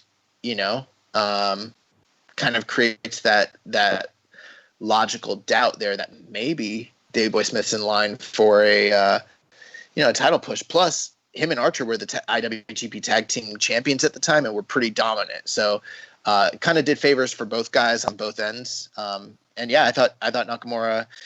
You look at some of the names that are on the list here, and he's clearly wrestling a lot of not top stars in the company, but like upper mid card guys that he's doing a great job elevating. Guys like Goto, Carl Anderson, Davey Boy Smith, that sort of thing. So yeah. When you have a really for a really good run, you have to have those sorts of matches where, you're not against someone who is on necessarily the same level. And all of the really great runs have these sorts of matches in it where, you probably didn't think Nakamura was actually going to lose, but for a moment there you thought maybe. And, they're still really great matches, and Nakamura makes these guys look great. And I'll say, Dave Boy Smith Jr., he's not the best wrestler in the world, but I do think at times he can be very underrated. And I think when you put him in there with the right guy, like a Nakamura, who can sell for him and make him look like an absolute monster, his matches come off a lot better. And so, yeah, I definitely think, there possibly could have been a drop ball there for more of a singles Dave Boy Smith Jr. run, facing off maybe some smaller, better seller guys. But, yeah, this was a great matchup here. He's also someone that can fit in like a glove with some of the shoot stylings that Nakamura, especially in the early goings. If you notice, a lot of times Nakamura in his matches, he doesn't really lock up with guys. He's tending more to go to a ground-based grappling offense. And a lot of people don't know this. Davey Boy Smith is like a Naga no-gi champion current day. He's been training with Josh Barnett and catch wrestling for years. So he's one of the few guys that at the time could really stand toe-to-toe with this guy in that sort of, wrestling style. And it showed in the match. It was really cool. Yeah. Yeah, Davey Boy had a great match at Bloodsport with Killer Cross. Oh, I love that match. Carrying Cross. Really good match. Yeah, I was there. It was really awesome. Mate. That was making me jealous. Honestly, and people think this is hyperbole. I thought that show overall was better, just slightly. I thought it was better than the Takeover show in New York that year. That's how good the show was. It was incredible. I'd agree with that, honestly. And that's people who didn't see it will think that's ridiculous sounding, but when you watch it top to bottom, it's one of the best shows I've ever been to. Maybe the best. Yeah, I haven't seen the full show, but I saw some of the matches. But yeah, I don't know. You were there live. I forgot where we were during that Bloodsport show, but that Takeover experience was awesome too. But yeah, a great WrestleMania weekend. I think you guys went to. Oh yeah, we met up with Stardom. No, I think wasn't that where we met up with Tama Tonga? Yeah. You guys were hanging out with Bad Boy getting drinks, and I was on a train to Jersey. So after the Dave Boy Smith match, the rivalry with Suzuki Gun continues with their newest member, Shelton X Benjamin. Ain't no stopping him now. Someone forgot to tell this man that the X is supposed to replace the name. Oh no. Yeah, billed as Invader X, and then putting the X in the middle there, Shelton X Benjamin. So Nakamura would fall to Benjamin here. And, Shelton Benjamin was one of my favorite guys in WWE during the mid-2000s. Also, there's that Shawn Michaels match from the Gold Rush tournament with the infamous gif of him getting springboard super kicked. And, there was a lot of promise in Benjamin, but as we see him kind of transition here to New Japan, he's one of the WWE guys that just really didn't adapt well to New Japan style. Would you guys agree? Somewhat. I think that he was given some opportunities, but not a ton. He was a Suzuki Gun guy, so he wrestled a lot of multi-man matches, and then I don't think he always capitalized on the opportunities given to him when he wrestled those singles matches. I do think that the Nakamura matches, because there's a couple of them, they're some of his better work in New Japan as a singles, but they're not blow away. They're probably like 3.5, 3.25. I don't think they're high end for Nakamura's title defenses, to be honest, for whatever reason. Yeah, for me, Shelton Benjamin is just the prime example of how in pro wrestling you need to be more than just like really athletic, because he's obviously like a super athletic guy, and could do just about anything in the ring, or as much as anyone else could. But I don't think anyone ever really cared that much about him as a wrestler or a character, and he just. I did. Oh, okay. I stand corrected. I was invested in that Triple H storyline. I was invested in the Triple H when the Triple H and the Shawn Michaels stuff was going on. That Triple H storyline, I was invested. He beat Triple H like 4 weeks in a row on Raw. And when he was doing his first like Intercontinental run, I was invested. It subsided because they didn't know what to do with him after a while. But in the beginning, oh yeah, I think I remember a lot of people being invested early on. Okay, I stand corrected, but no one cared about him. But I still think, I still think he just never showed any sort of character that would give him something more to build on, other than this guy is an athletics freak who can do lots of cool stuff.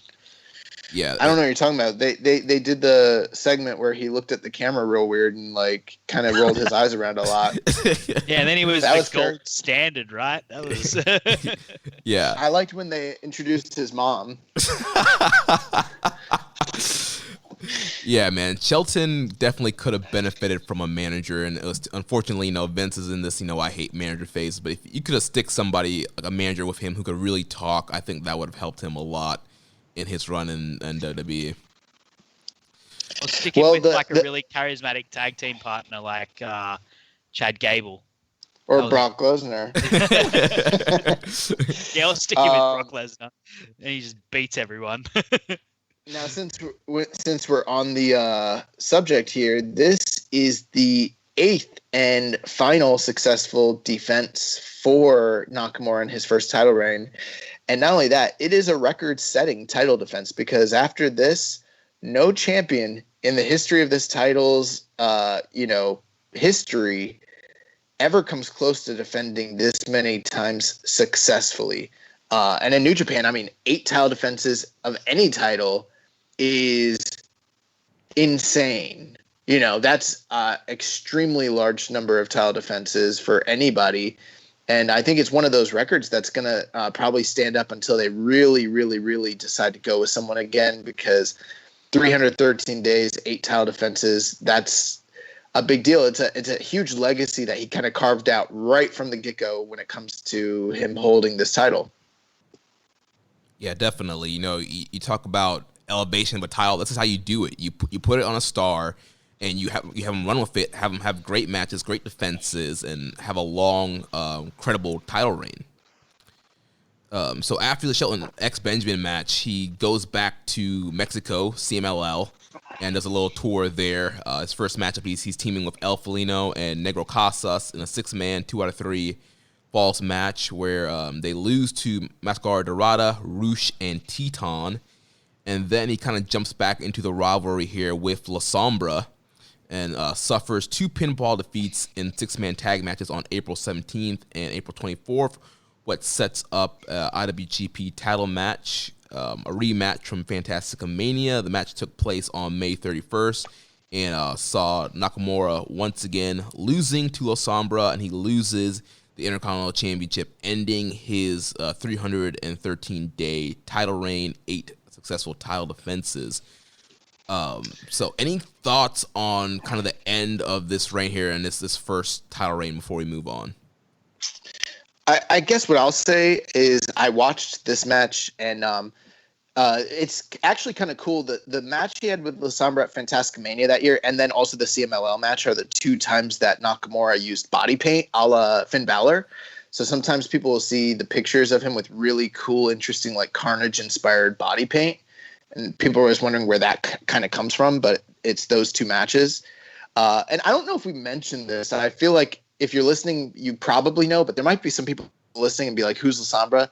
We're talking about Andrade Cien Almas from WWE fame, who was a huge, huge star under the mask in Mexico as La Sombra.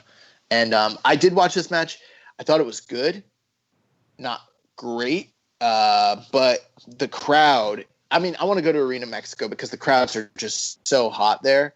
And Nakamura basically makes a small mistake in a match that he had the upper hand in and was probably on his way to winning in the third fall.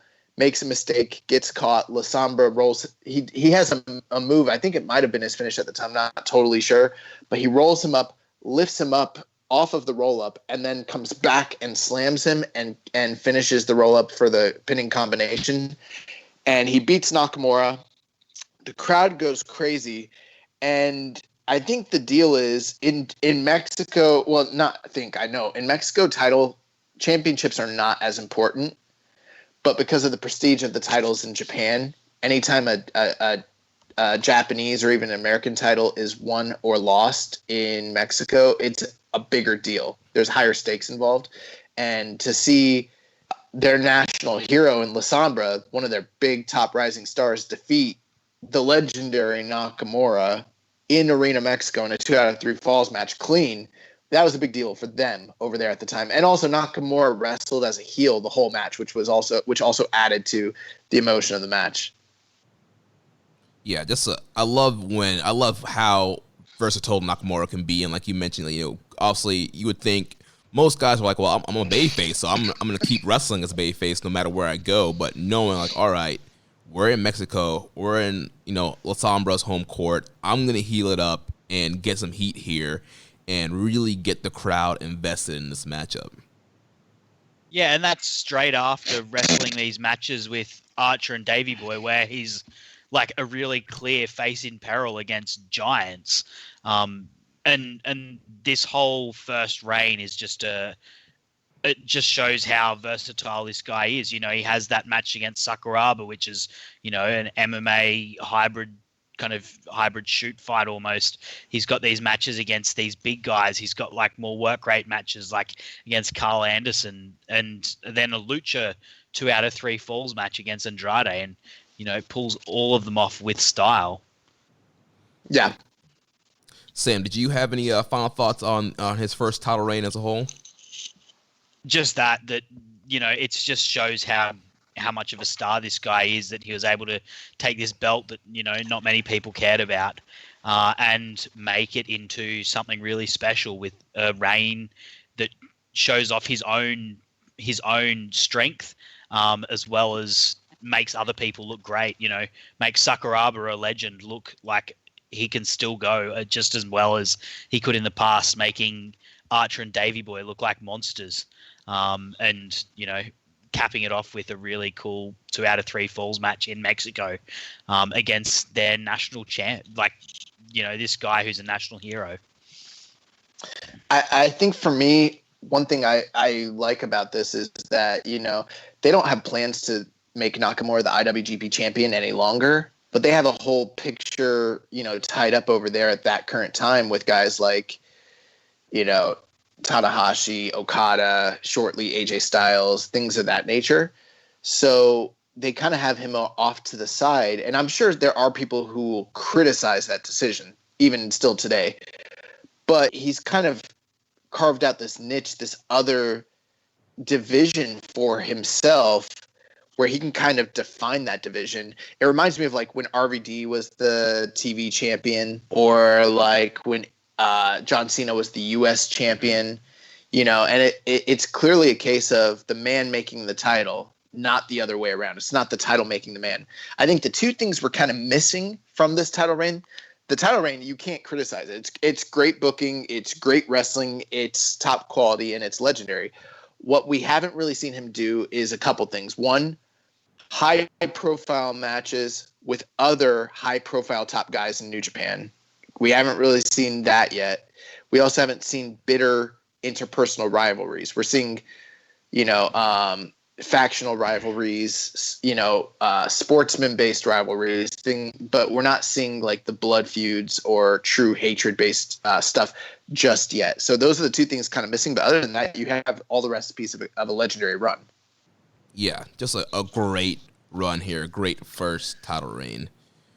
So now let's move on to the start of the second reign. So on July 20th of that year, Kazuno Road, Nakamura would face off once again with La Sombra for the IC title. And this is the match that I selected for us to watch, mainly because I knew Andrade was La Sombra. I've heard about La Sombra during that time, and I heard he was having good matches, but I honestly had never really watched any pre-WWE Andrade, and so I love his NXT work and his matches with Rey Mysterio on the main roster, and he's an excellent performer. But I wanted to see what he was like before, and that was the main reason why I picked this match up here.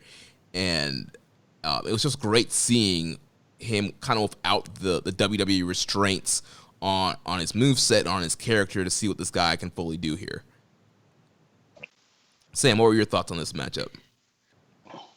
I really enjoyed this match. I'm pretty much in the same boat as you. I'd never really watched any La Sombra matches from, Andrade matches before his time when he was La Sombra. And I've only heard good things about it. I've got I think in my YouTube playlist, I've got his final match where he was demasked. Unmasked, and that's been in my YouTube to watch playlist for 6 months or something. Oh, you haven't? You've never watched it? I haven't. No. Yeah, I was just telling Jeremy about it yesterday, literally, and I was like singing the praises of how incredible I think that match is with Atlantis. So yeah, you both need to watch that. What were your thoughts about this matchup, Sam? It was just so incredibly smooth. Both guys are just so talented and such good in-ring workers.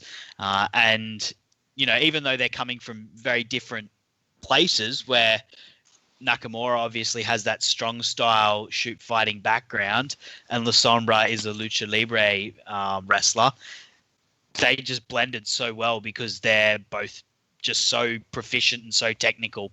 And I love how the story of Shinsuke sort of having answers, being able to answer the technical and high flying stuff that La Sombra was doing with strikes, but then La Sombra being able to counter those strikes to sort of bring it back to what he wanted, how he wanted to take the match.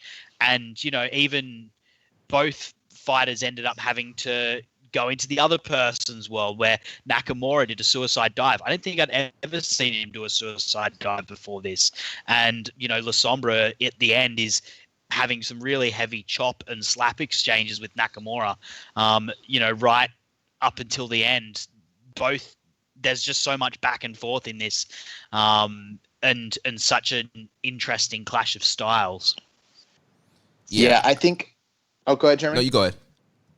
I was just gonna say, I think there's always a risk when you have two different style wrestlers with such divergent styles for there to be clunkiness or awkwardness, things of that nature.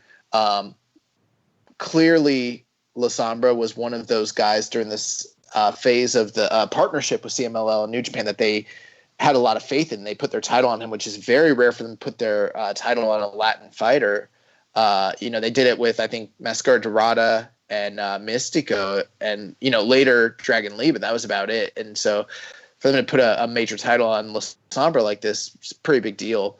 But these two guys definitely kind of overcame the awkwardness and put on a great performance. You see, a heavyweight like La Sombra able to wrestle the high flying aerial style so smoothly, but like you mentioned, Sam, just those strikes, those slaps that he hit were sounding off. I mean, you could see the sweat just flying off the chest of Nakamura. And then at the same time, Nakamura hit that, suicide tornado to the outside, which is kind of a trick he has from Mexico, but he doesn't pull it out of his hat too often. I didn't think that this match kicked into the highest of high gears, but it also didn't disappoint whatsoever. It wasn't super long. I think it was probably like 15, 16-ish minutes, if I remember correctly.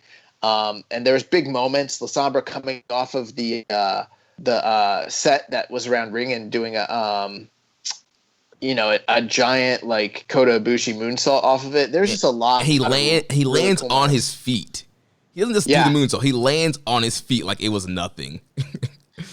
He's just Andrade was a different kind of performer, and he still is. But I mean, when he wrestled that true lucha libre style, I mean, he's one of the all time greatest. And I really enjoyed this match. I thought it was really, really well done.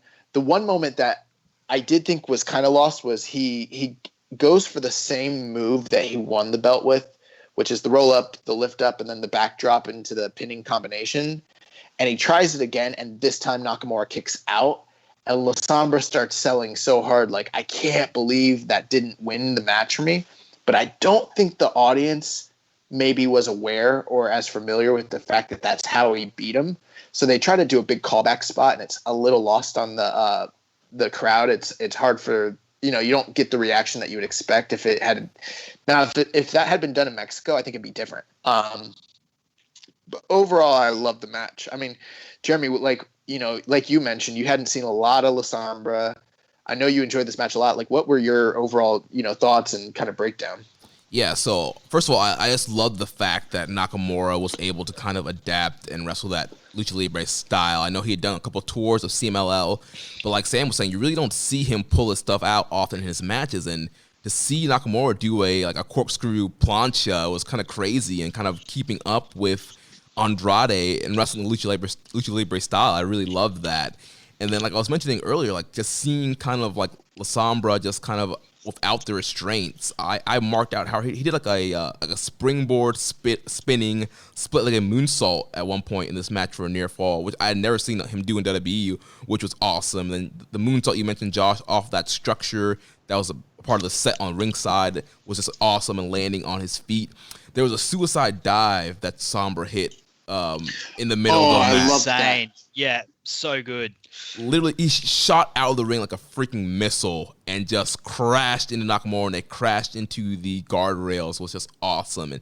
And everything La Sombra did was just intense. The chops, the elbows, his strikes were all very stiff. And like you guys mentioned, you just see the sweat flying off, and Nakamura did a great job of selling those as well. I think that's what La Sombra did a little different, is that not only did Nakamura adapt, but he adapted to a more strike-based, heavy kind of realistic offense because he was in Japan, which was also really good to see. One thing I just wanted to call out was at the end, Shinsuke goes for a springboard. I think it's springboard bomber, and he sort of slips a little bit. I actually really like that sort of stuff. To me, that just makes it seem more gritty and real when that sort of stuff happens. And, they don't let it derail them. They immediately just go into the next bit. And, with Shinsuke kind of going back up and going to the second rope and hitting it again properly. But I don't know. For me, I really love it when moves don't quite hit the way they're meant to, but they still play it off because it adds to the realism for me. Yeah, I agree. Sometimes, botches can enhance matches. So obviously, if you're in a real fight, like your movements aren't always going to be crisp. You're going to be stumbling. You're trying to just hit your opponent half the time, especially if you're like a novice, like you're just swinging or doing whatever. Like everything you do is not going to be perfect and precise. So yeah, the fact that he slipped on this move and was able to kind of recover with like a phenomenal forearm kind of looking thing, and then kind of move on from there was kind of realistic. Yeah, and I think we'll probably move on here in a second. But one thing I wanted to do is I want to applaud you guys on your picks here. I think, Jeremy, you did a really fantastic job picking this match. And what I mean by that is every week on this show, it seems that the various hosts, we've all kind of done a great job miraculously, because we're not all discussing what we are going to pick necessarily. We all end up picking things that are very interesting in terms of style to the wrestler. And I think that this match stands alone as being a very unique perspective on Nakamura's Intercontinental title reign. Same thing with mine. Like, you have MMA shooter match, and then here you get this, Lucha Libre influenced kind of hard hitting, defense or title challenge from Nakamura. It's just very different. I think once we get to Sir Sam's, you guys are going to see an even different perspective on Nakamura. So it's kind of cool to just have so much diversity when it comes to the type of matches we're picking for him. Yeah, I had to sprinkle in a little Rich Ladder Pro Wrestling in here. So. But yeah, so Nakamura ends up hitting the Bomaye from the middle rope and then a running Bomaye to get the win here and regain the IC title and start his second reign. I went 4 1/4 on this. I would have gone a smooth 4 on it, to be honest with you. I thought it was really good. As you know, I don't believe in quarters, so I also went with a 4, smooth 4, even 4. Couldn't get it up to 4.5, but definitely a 4. This is an excellent match.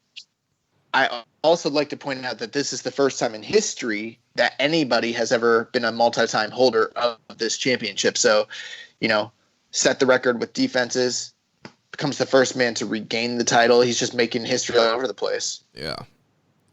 So after this defense, he goes on to Destruction Tour, September 29th. He defeats Shelton X Benjamin again to make his first defense of this reign. Then one thing with that too, and I think we need to touch base on it, is that's coming off of the G1 where he had a very good G1 but lost to Shelton Benjamin on the final day, which was what prevented him from going forward. And one thing, even though they don't get counted as part of a title reign, whoever the summertime champion is for any of the titles, especially like one of the secondary belts, those really do come to define the belt itself, because even though they're not official title defenses, they typically result, any losses that champion has could hypothetically result in future title challenges. They also kind of show you where in the pecking order that champion is perceived. And when you have it on a top guy like Nakamura going through a G1, defeating top stars, even though they're not title matches, they tend to like really elevate the perception of that belt and the champion itself.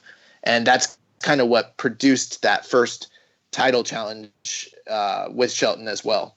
Yeah, excellent point there. So he defeats Shelton again, and then he makes his next defense on October 14th at King of Pro Wrestling, where he takes on Marufuji. I watched this match. I loved it. I did not get a chance to watch this one, but I've only heard great things about it. And I know our listener, Highest Fly Flow, definitely said we should watch this one. So it's definitely on my queue to watch. I watched it as well. And yeah, I'd never seen this match before, really enjoyed it. A game of high stakes when these guys trade strikes or holds. So I'd definitely recommend it. If you've got the time to watch it, give it a watch. It's a really fun match. So he defeats Marufuji and then goes on to Power Struggle November 9th for his third defense, and he's going against Minoru Suzuki here. So in the past, we've seen him, have this rivalry with the Suzuki-gun. He was facing Archer and Benjamin and Dave Boy Smith Jr., and now he's clashing with Suzuki here, and this match had a stipulation where if Nakamura would have lost, he would have had to join Suzuki-gun as well as losing the title. So they're going the old Cena joins Nexus route.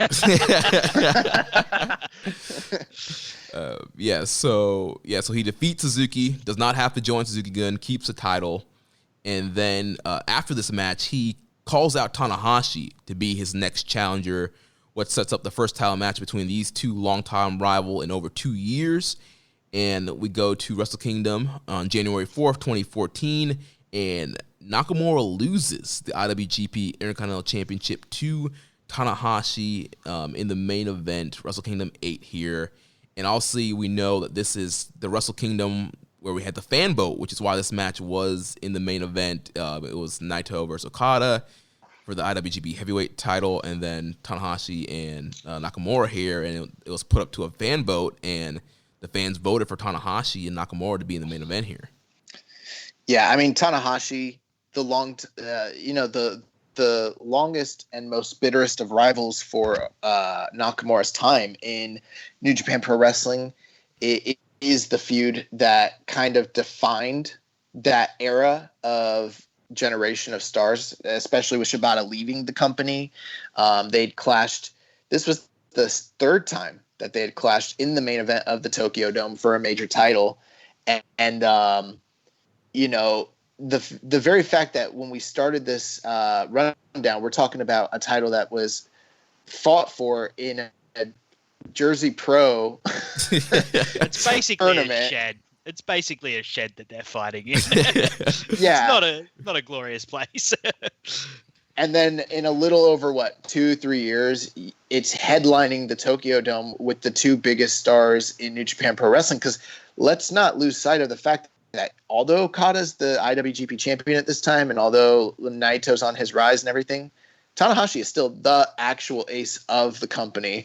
And the fact that Nakamura is defending the belt against him, it speaks to two things. It's like Nakamura has elevated himself through the course of holding this belt to, again, being seen as a peer to Tanahashi, who is the ace of the company. So generational rivals. This is kind of that thing that we talked about. The first reign kind of lacked, in that now we've got a longtime generational rival. We've got a main stage again. We've got a big time star. I mean, Nakamura already was the big star, but now he's going up against one of the tip top guys in the company on the biggest stage, and it doesn't get bigger than Wrestle Kingdom. Right. And so he loses the belt here, and that ends his second reign. Any quick thoughts on the second reign there? It's obviously not as long and quite as, it's just not as long as the first, so it doesn't have a chance to be on that same level. And you know, the matches with Shelton Benjamin, I always feel like it's almost like that Mean Girls gif of stop trying to make fetch happen. Stop trying to make Shelton Benjamin happen.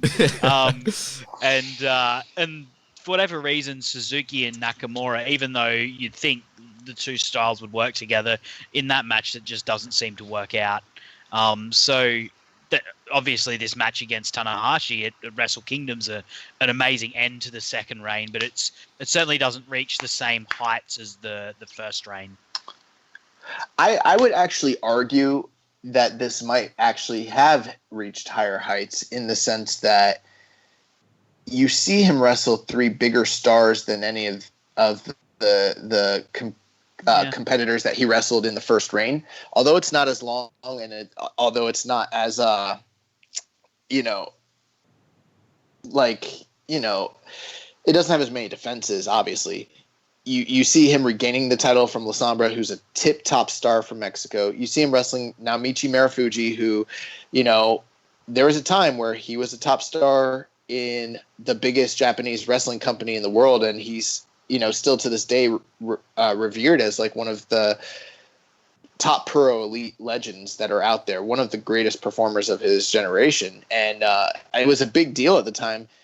It was a dream match for Nakamura and Marufuji to wrestle. We kind of glossed over it, but it absolutely was a big deal. And then Suzuki, again, pro legend, that was a big deal. And that was the culmination of a long-standing feud that Chaos and Suzuki-gun had been going through. Like, that's the culmination of their bitter feud. So I think there are actually higher heights here than the first reign.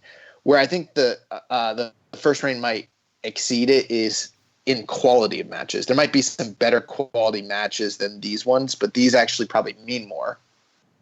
Right. It's, total. That's perfect. Yeah, quality matches in that first run, but here is where you see the title ascend even more, where he's wrestling guys like Marufuji and Suzuki and Tanahashi. It's the main event of the Tokyo Dome here. So, and that kind of continues the rivalry with Tanahashi. So moving on in the quest to the third reign, there was a rematch between him and Tanahashi February 9th at the New Beginning in Hiroshima, where he failed to regain the title. And then the next month in March, he would go in the 2014 New Japan Cup, where he would defeat Bad Luck Fale in the finals on March 23rd. And, most of the times we see when people win the New Japan Cup, they're going after the IWGP title, because at that point it was, you could choose any title you wanted. But Nakamura here, he did not choose to go after the IWGP title. He wanted to beat Tanahashi and get the IWGP IC title back. So he uses his New Japan Cup win to challenge Tanahashi, which sets up the match that Sir Sam picked, April 6th, Invasion Attack 2014, where Nakamura faces off against Tanahashi for the third time for the IWGP IC title. Also, keep in mind, Okada, his stablemate, is the IWGP champion. I think that probably, I don't think that's the main motivation for why he didn't pick it, but it's part of it, if that kind of makes sense as well. Right, because at this time we really didn't see many stablemates going after each other unless it was in the G1 and they happened to be in the same block. It was very rare to see stablemates challenging each other for titles. Yeah, and that relationship between Okada and Tanahashi, I think it's the closest modern equivalent I could probably come up with in New Japan today is maybe Zack Sabre Jr. and Minoru Suzuki. You know, Minoru Suzuki is clearly the leader of the group, but the top competitor and the ace of that group is Zack Sabre Jr. And I think that's kind of the same sort of dynamic that you see between Okada and Nakamura. Nakamura is the Suzuki. He is the mentor. He's the leader of the group, but the younger, more athletically gifted star athlete that they're kind of centering things around is, Okada. Right. So, Sam, why did you end up picking this matchup? The reason I picked this, I mean, Josh did a really good job kind of talking about Nakamura and Tanahashi and their rivalry and their storied rivalry earlier. And this is, I mean, they have matches after this, but this feels like a really big point in that rivalry, because while Shinsuke sort of started out as the wonder kid of New Japan, he undoubtedly got overtaken by Tanahashi, and his I don't know the exact list of their wins and losses, but at this point has been overtaken and clearly over the previous two matches got beaten by Tanahashi, and sort of comes into this match with really a lot to prove. And Tanahashi, the way that he wrestles this match is so unashamedly aggressive. It's a really, really interesting match to see Tanahashi do, because Tanahashi's almost wrestling full heel, and by the end of it, he's got the crowd booing him. And the crowd is so heavily on Nakamura's side in this. I don't know. I almost want to rewatch this to count the amount of moves that Nakamura does, because I feel like it would be less than 20. Because he is so... Tanahashi rips the crap out of Nakamura's leg. Like, every single chance he gets, he hits the knee, and tears Nakamura's knee apart. And you know what? And it's the perfect foil for Nakamura, because to do anything, Nakamura uses his legs. His finisher is a knee to the face. And what's Tanahashi doing? Ripping that knee to shreds. And doing it in such an aggressive fashion that the eventual win that Nakamura has is just so triumphant because of that. And this match feels so personal because of everything that's built up between these two, and like such a triumph for Nakamura, because it's like he has finally managed to overcome this guy who has been beating him for so long. And not only has he done it, he's done it against this guy who's trying to absolutely tear the crap out of really, really hurt him. Yeah, I really love this matchup here. And I was talking with Josh about this, and we mentioned it too last week with Shibata. I love when people force Tanahashi out of that kind of babyface, clean wrestler. I love when Tanahashi gets pushed and he becomes a dick and he becomes more aggressive. And I think it's a different Tanahashi, and his matches go to a different level when he gets forced in that. We talked about that earlier with the Ibushi G1 match. He got pushed to that level. And so I love here that he ups the intensity, he ups the aggression, and, he's being very cocky, and he wants to fully, prove that he is the best out of the new Three Musketeers, and he wants to put Nakamura away for a third time in a row. Yeah, and everything is on the knee. Like, he does a good vibrations on Nakamura's knee. He does 2 high fly flows onto Nakamura's knee. It's just so aggressive and arrogant from Tanahashi. Yeah, the moment where you can tell that he's wrestling this, I'm going to call it like it is, the heel style. is 100%. When Nakamura's on the ropes and he goes for a kick, and Tanahashi catches the kick, and they're standing there, and he's holding the leg, and you think like he's going to put his, Nakamura's foot down, and he just keeps pausing and pausing and pausing. And then he looks at him, and then he just jabs an elbow into his knee. And the crowd did not like that. They're like, boo. And you're like, oh. And the crowd is... Oh, no, go ahead. What's with the crowd? The crowd is so into this. Yeah. I like to call this DDT Tanahashi, because I remember when he went to go work in DDT, and he wrestled as a heel, and like he's just such a dick, and I freaking love it.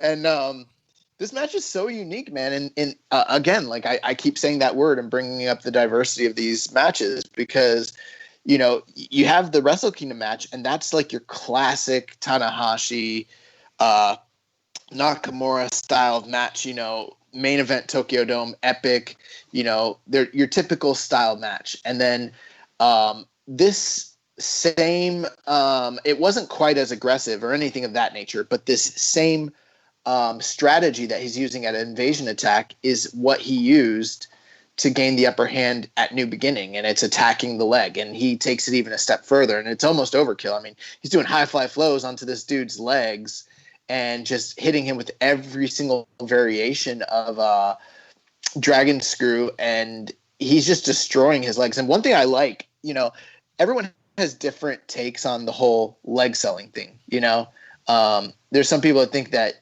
the guy should just be a la Macho Man Randy Savage, unable to like walk on one of the legs, and Ricky Morton and everything like that. And then there's other people who criticize when guys like just completely ignore all the leg work that's been done and just start running full force and never go back to it. But I think Nakamura kind of strikes a really good balance in that he does use his legs, but he always sells before and after he's kind of used it.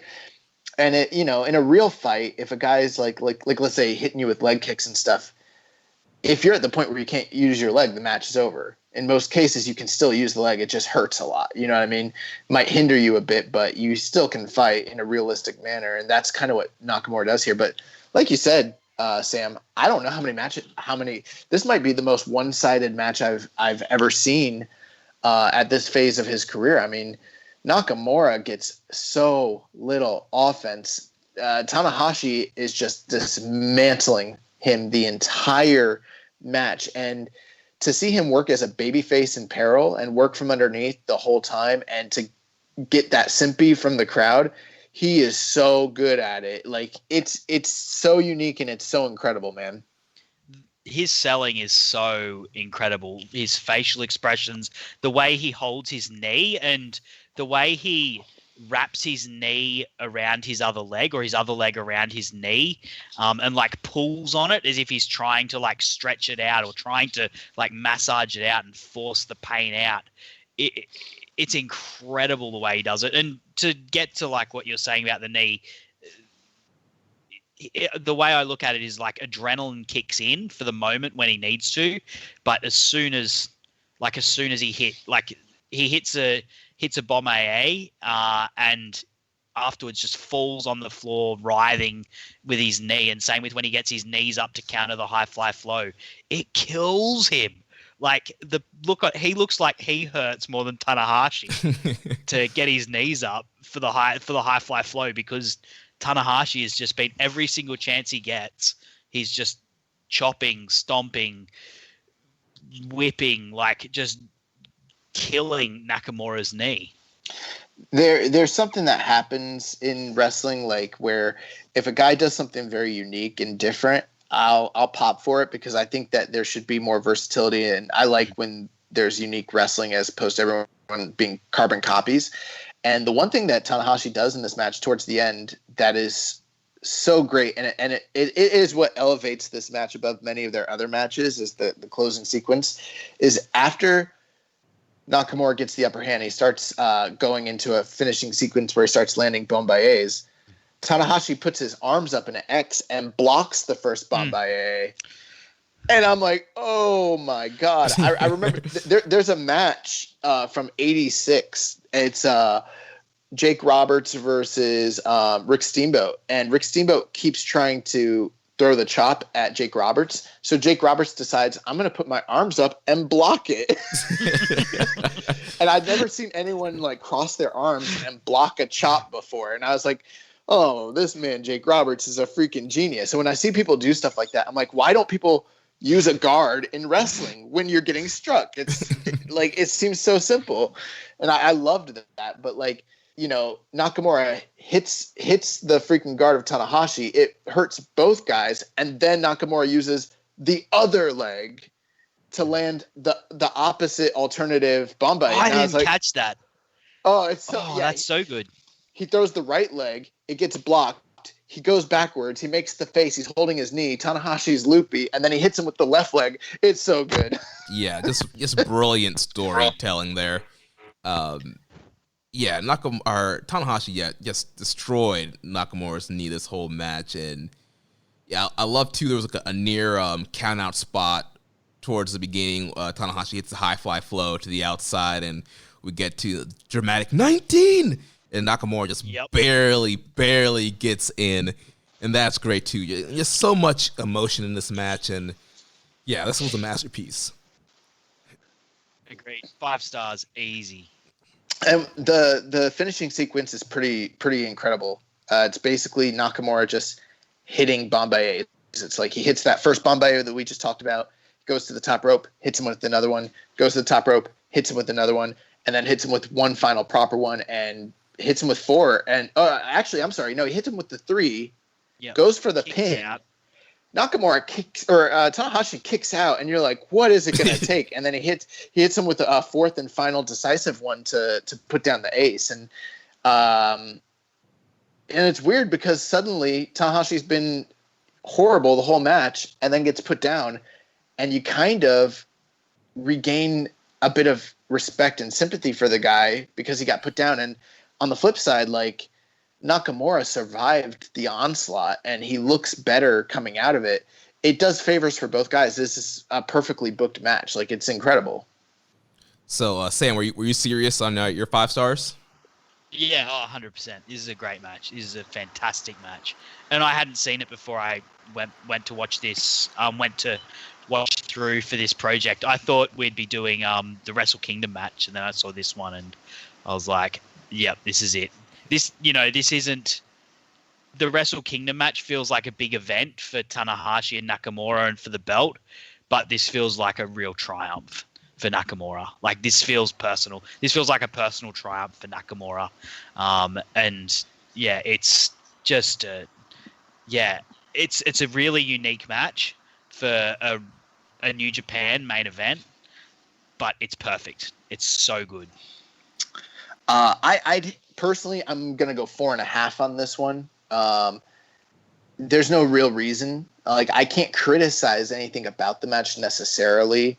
They told the story they wanted to tell. I just think it was a 4.5 story. But with that being said, 4.5, it means it's like absolutely incredible. I love this match. Yeah. And it's a banger. Yeah, I'm also 4.5 here. Once again, kind of same thinking as you, Josh. I don't know, whatever. I just felt it's a 4.5 story. And just when I compare it to other matches that I've given 5 to, or even 4.75, I don't know. Just there's something a smidge missing, but yeah, 4.5 is still a great rating. Still a match of the year contender rating there. So definitely, if you guys have not watched this match, go out of your way to check this one out.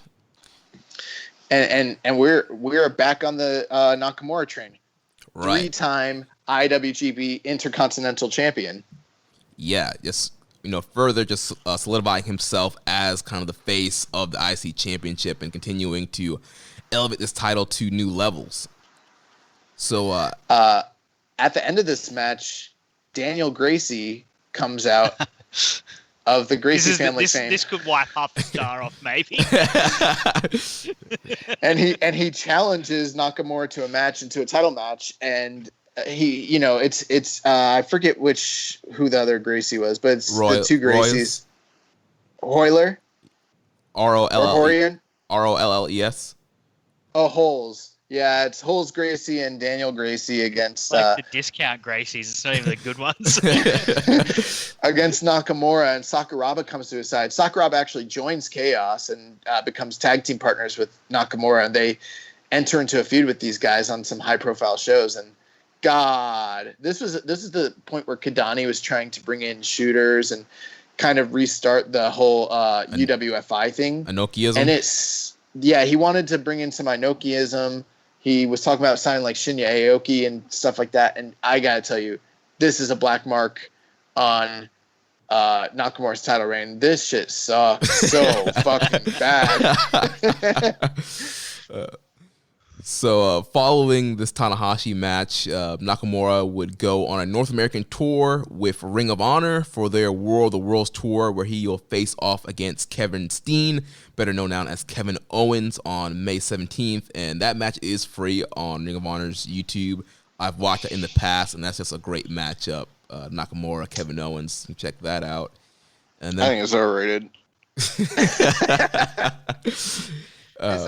It's good. So following that, he goes back to Japan later that month, where he would make his first successful defense in the third reign against Daniel Gracie here. So he defeats Daniel Gracie. Have any of you guys seen that match? Yeah, I've seen it. It's really bad. It's like 10 minutes. I wouldn't recommend watching it. I will say it is the low point of Nakamura's IWGP title reign or Intercontinental title reigns for sure. It's not good. It's not good at all. It's bad. Actually, I saw the reviews of this thing and was like, no, I'll pass on that. There's a lot of matches in this list. I'm not going to waste my time on that. Yeah. I haven't even looked at the reviews. Oh, God. Yeah, if you go to Cage Match, you can't even find a review on it. I'm looking at the event, and did anyone even rate this on their review? God, no. Yeah, it's bad. I'll tell you that, though. Yeah, so it's not good. Yeah, stay far away from that one. So from there, he goes on to Dominion, June 21st of that year, and he would lose the title to Bad Luck Fale in his second defense, ending his third reign. So another short reign here. But what did you guys think about this reign? Started out so well. At this point, Nakamura has already put in the work to like carve out his legacy. So it's not really about developing the legacy anymore. Like the title is so associated with him, but it is kind of looked down on. You've got the Daniel Gracie match, which is not good. I will say the Bad Luck Fale match, it headlined Dominion that year. So I think it's a little bit of a disappointment for a headliner for Dominion, but in the same respect, it is one of the better Bad Luck Fale matches. It's probably like a 3.5-star match. And it was a surprise at the time, that the underboss was being elevated to the level to where he could beat Nakamura. And a lot of this was built off of their New Japan Cup final match, where that match, Nakamura gets busted open and bleeds very profusely and was in a lot of trouble and finally overcame Fale. And I think they'd been kind of building to another big match with them. So this was their attempt to kind of push Bad Luck Fale as like another, top pushed guy in Bullet Club. I don't know that it worked out, but when you look at the names, Daniel Gracie, Bad Luck Fale, it's not necessarily Marufuji, Tanahashi and Suzuki. It's not quite that. Yeah, so we kind of started off on the highest heights on this reign in this feud with Tanahashi, and then slowly kind of plummet our way down to Bad Luck Fale. But again, the IC title is still seen in high regards. It's a main eventing Invasion Attack. It's main eventing Dominion. So it's still seen as a main event title, even though this reign might not be as great as the first two. Yeah, the good news is that the title wouldn't stay off of him for very long. And, this is kind of just a blip. Right, and that leads us to the fourth reign. So on September 21st, there was a rematch with Fale at Destruction in Kobe, and Nakamura quickly gets the title back and defeats Bad Luck Fale to kick off the fourth reign. He would then make his first successful title defense at Power Struggle against Katsuyori Shibata. And we've kind of talked about the background and the backstory of those guys and the whole new Three Musketeers. So after defeating Shibata, he moves on to Wrestle Kingdom 9 January 4th, 2015, where he would face off against Kota Ibushi and defeat Ibushi in his second title defense. And I think this is probably one of his more famous title matches just because it was on that Wrestle Kingdom 9 show that a lot of Westerners kind of jumped in on with the promotion of Global Force Wrestling. Yeah, I mean, I think there's no splitting hairs about it. This is the defining match of Shinsuke Nakamura's career. This is his from an in-ring standpoint, creatively, it's the most compelling match he's ever taken place in. It is the match that launched Kota Ibushi into an even higher stratosphere of superstardom. It's what gave the company confidence to start going with him later that year and to really push him as a commodity and, kind of set him on the trajectory of stardom that he's on even to this current day. And it's a masterpiece. It's a 5-star classic. And not only that, I mean, like we talked about, the entrance, that indelible moment where he's wearing the crown and he's coming out, and the entrance graphic for the show, it shows that they've got Okada and Tanahashi. Those guys are aces, but there's only one king, and that's Nakamura. And Nakamura comes out and he does the pose. And that moment, that's like his career high.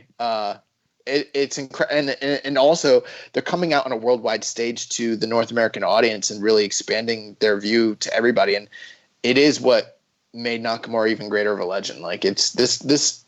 We could have, any one of us could have picked this match easily, but it's so known and so reviewed, it almost would have seemed like a disservice to pick this match. But it's Nakamura's finest hour. I was very surprised none of us picked this match because it is like you've said it perfectly. This is the pinnacle of everything that he did in, as a wrestler in New Japan, as an Intercontinental Champion. Him coming out with that crown is just an incredible image, and he backed up the fact that he was coming out with a crown with one of the great Wrestle Kingdom matches, and Wrestle Kingdom has had some amazing matches, and this will always stand amongst the best. Yeah, definitely, hands down. So if you have not watched this match yet, I don't know what you're doing. You need to go out and watch Nakamura. Why are you listening to this podcast? Pause the podcast and go watch Wrestle Kingdom 9, and then come back right away. So then from there, he makes his third defense on New Beginning in Sendai, February 14th, where he would defeat Yuji Nagata. And then his fourth reign would end come Wrestling Dontaku 2015, May 3rd, where he's defeated by his longtime rival and friend Hiroki Goto. And then they would have a rematch on July 5th at Dominion in Osaka-jo Hall, but Goto defeated him again. So we see this Goto rivalry kind of pick back up here towards the end of this reign. I did watch the Dominion match, and once again, these guys always work so well together and just have a really hard-hitting matchups. And I think Nakamura, with that friendship, I think he gives a lot to Goto, and he cares about kind of like the positioning and career of Goto, and really gives him a lot and gives him some great matches. Yeah, and not only that, I think the company was going with Goto at the time. They were, very behind him. I think that Goto as a worker was a much more complete worker in 2015 as opposed to the Goto version that I saw in 2012. I actually elected to watch the match that we're going to talk about when Nakamura regains the title. But overall, you look at this title run, from September of 2014 to May of 2015, and it is the last great Nakamura title reign that he would ever have. And the timing of it is very precarious because he hits his highest heights in the Kota Ibushi match, drops the title in May, and then doesn't regain it at Dominion like everyone would suppose, and that's leading right into the G1. And he's at the height of his popularity, and people are like, oh, he doesn't have the IC title going into the G1 this year. That frees him up to maybe win the G1, hypothetically. Right. And he makes it to the finals this year, defeating, I believe he defeats Okada in the B block finals or the A block finals. I can't remember, but he makes it to the finals against Tanahashi, and he just beat the freaking ace of the company. Now he's going up against Tanahashi, and they have their career best match as well, the best match that they've ever had against one another, but he loses to Tanahashi, and you're thinking that this guy is done with the IWGP IC title scene and maybe is on the precipice of ascending back to IWGP title status. And Tanahashi's like, no, baby, that's not for you. and that's kind of the shame. And then that's what leads us into the fifth and final reign. But interestingly enough, in that tournament, after the two defeats he faced that he had against Goto, they faced off in the same block, and he actually tapped Goto out with an armbar to create their match at Destruction. So that was sort of the thing that was the impetus for that match. Nice. So yeah, that kicks off the fifth reign. Destruction in Kobe. He defeats Goto to get the title back for the fifth time. Then from there, and Josh, you said you watched this match. Any comments on that Goto match?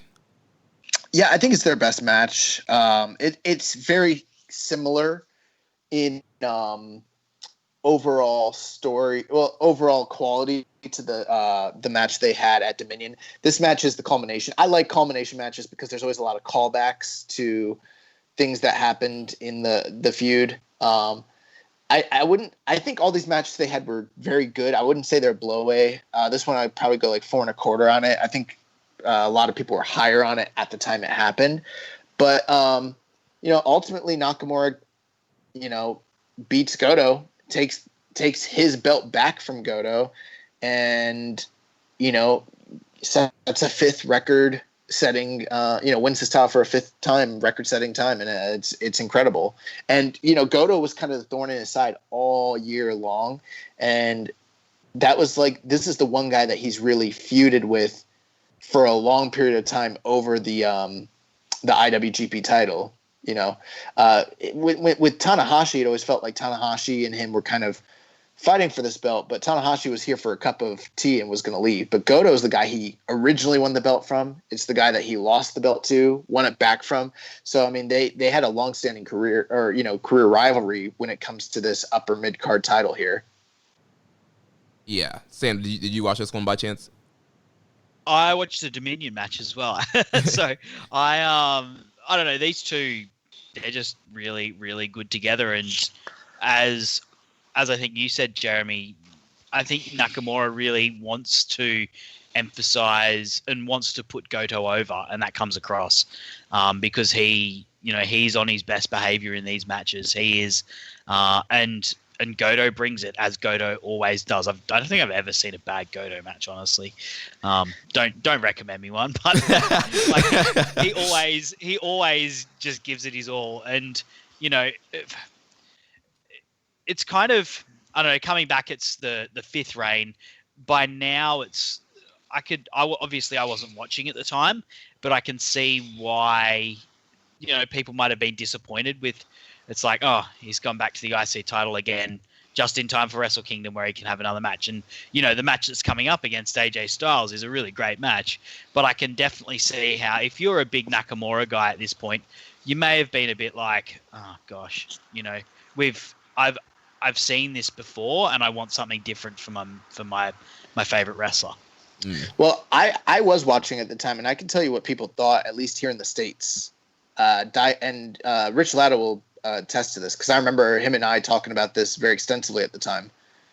We thought that he was doing a favor to elevate Goto, and that's the direction the company wanted to go. Goto is his last big feud before he goes back up to the main event title scene, and that's what it felt like. It felt like Goto was an obstacle he had to get past so that he could leave the IC title in a better state. But we were like, after Wrestle Kingdom, all bets are off. We were like, he is for sure going to be in the heavyweight title scene. They cannot deny this man Nakamura any longer. None of us were thinking about Kenny Omega. none of us like that was not a forethought that anybody had. Like, yeah, we knew he was talented and everything, but we were not like thinking that guy was on the rise at all. Like, we're like, look at the big four. You got Tanahashi, you got Okada, you got AJ, and you got Knock. Knock is due. It is his time. He's up, man. Like, we're like, he got this bum Goto out of there. He's gonna go to Wrestle Kingdom. He's gonna beat AJ's ass. And after he does that, it's smooth sailings. IWGP, he's going to win the G1 this year, either the New Japan Cup. we didn't think that, but we were like, we knew Naito was coming, but we're like, he's either winning the Cup or he's winning the G1, and it's his time. He cannot be denied any longer. Like, the two guys we were worried about was like Shibata and Naito. We're like, what? Shibata and Naito, they're coming too, and we're like, but that's great because that sets up new challengers for him. I was absolutely convinced this guy was going to win an IWGP title for sure. God, I was wrong. Yeah, so after Destruction in Kobe, he makes his first title defense of the fifth reign at Power Struggle of that year, where he defeats Machine Gun Carl Anderson, and this was avenging a loss in the 2015 G1 Climax. And you know what else? He always had really good matches with Carl Anderson, and always... Like, I think I've always heard him and Carl are pretty close, and he always made Carl look like $1 million. Yeah, those guys, great chemistry. And Carl is a great wrestler too. And I'm not saying like it's all because of Nakamura. Like those two guys had great chemistry, like you said. And then after that, we go to Wrestle Kingdom 10, January 4th, 2016, in the epic match against AJ Styles for the IC title. He defeats AJ here in the second defense of the fifth reign. And again, this is another one of his very popular title matches that any one of us could have easily picked to do a full review on, but I think all three of us kind of think like it's been talked about a lot, and so we kind of picked some hidden gems that people don't really talk about that much. But this Wrestle Kingdom 10 match was absolutely incredible. A match that people still talk about today, and a match that we were hoping to get on a WWE stage, but didn't hit quite that level. But definitely a great last stand for both of these guys in New Japan. Yeah, I think I've rewatched it recently, and to be honest with you, I don't think it really holds up as high as I remember it, but every time I've ever watched it, and I've watched it many, many, many times, I love this match. And it was, unfortunately, the send-off for both AJ Styles and Shinsuke Nakamura. And I don't think very many people knew that. I mean, the funny thing was, like, we were thinking that it maybe was Styles. Like, Styles talked about, like, his back, retiring. We knew that contract, that there was a situation, but I don't think anyone was like, he's going to WWE for sure or anything like that. And I definitely did not think Nakamura was leaving. And, but yeah, the great thing was, at the end of the match when he shows respect, and there's very few times that he like did that. Like the Ibushi match is one of them. He shows respect to Ibushi at the end of the match, and then him and AJ Styles show respect to one another. And that Nakamura had been feuding with the Bullet Club leading into this match, the Carl Anderson match and everything. And then this was kind of like the last straw for the villainous Bullet Club when it comes to AJ, and was kind of the impetus for the rise of Kenny Omega. And after this match, there was a promised title defense between Kenny Omega and Nakamura that we never ended up getting. I think we should talk about that just very briefly as we kind of wrap up, this review project.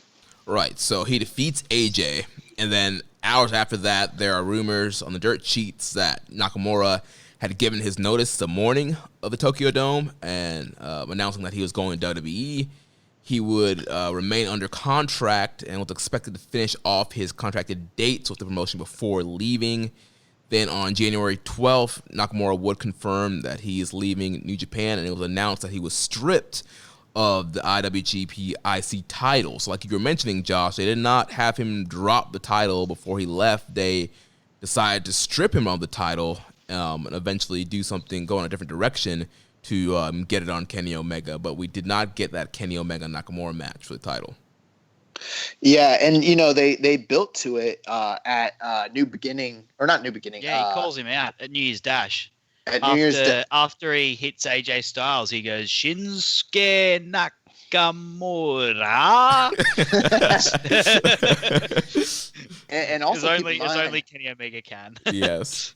he beat Shinsuke Nakamura with the one-winged angel in the center of the ring in that tag team match during New Year's Dash. So like it was very clear that he'd be the next challenger and he was going to heavyweight. And once he turned on AJ, that angle, everyone was like, oh, just so excited to see Kenny, his rise. And people were sad about Nakamura, but like it was this big dream match that we were promised, and we never got it. Yeah, so then January 25th is where he would officially hand the title over, and that officially ends his 5th reign. And then he would wrestle his last match under New Japan contract on January 30th, where he teamed up with Okada and Ishii to defeat Goto, Tanahashi, and Shibata. So obviously all kind of the key guys in his career, guys that he's had rivalries with, teamed with, been friends with, guys that were in his stable. So just, those guys that had a big impact on his career, and that's how he ended his run there in New Japan. I've got some mixed reviews or mixed emotions and feelings when it comes to how I feel about this whole thing. On the one hand, I think obviously when you look at the numbers, 17 title defenses, 5 title reigns, the most title defenses combined, the most in a single reign. He's tied with Naito for most actual title reigns, but when you compare the quality of the two reign or reign for reign, there's no comparison. He elevated this title to new heights and elevated himself to new heights in the midst of the process. So he's undoubtedly the greatest IWGP Intercontinental Champion by far. And the next closest guy is probably Naito. But when you really think about it, no one else really consistently headlined with this belt at a top level and made it feel as prestigious and as important as Nakamura did. Nakamura took it from being an afterthought to being seen and written in publications as being equal at the time as the IWGP title. And I think since he dropped it, and this is I'm not blaming Kenny Omega or any of the guys that came after him, but no one else made this title feel that it was as important as the IWGP title the same way Nakamura did. Like that just never happened again. Not even with Naito, not even with Tanahashi, not with Kenny Omega, none of those guys. So it's really great. But on the other hand, as great as his title defenses were, I think where you saw the heights of Nakamura during this period of time were in non-title matches during G1s and during New Japan Cups. And it seemed that he kind of did. And, there's always been a criticism that like Nakamura would take nights off and kind of wrestle to the level of guys that he was with. And so like in a lot of these title defenses, like in the big matches on the big shows, like, yeah, he would deliver. But then when he was wrestling like some of the mid-card guys, he would only give so much, maybe take him to like a 3.5 to 4-star level and kind of keep it sitting around there, But then you see him in the G1, you see him against guys like Naito, Suzuki, Ishii, Tanahashi, and he's putting in these bangers, which isn't an indictment on, because at the time, most of those times he's the champion. And like I mentioned, it does speak highly of the championship, but it is the one thing that you kind of wonder, as great as his run with the IC title is, what if they had given him another top run, which they never actually did during that time. And I think that's the one drawback of this whole thing, is that we didn't get to see enough of him with the top guys during this period. But the pros probably outweigh the cons, as he did a favor in elevating an entire generation of workers that were not seen to be on the same level as the Tanahashis and the Naitos and Okadas and everything of that nature. Yeah, I think with the run, everyone who comes afterwards and all of the stuff that comes afterwards is standing on Nakamura's shoulders. I understand what you're saying there, Josh, particularly with, he didn't get a chance to wrestle an Okada.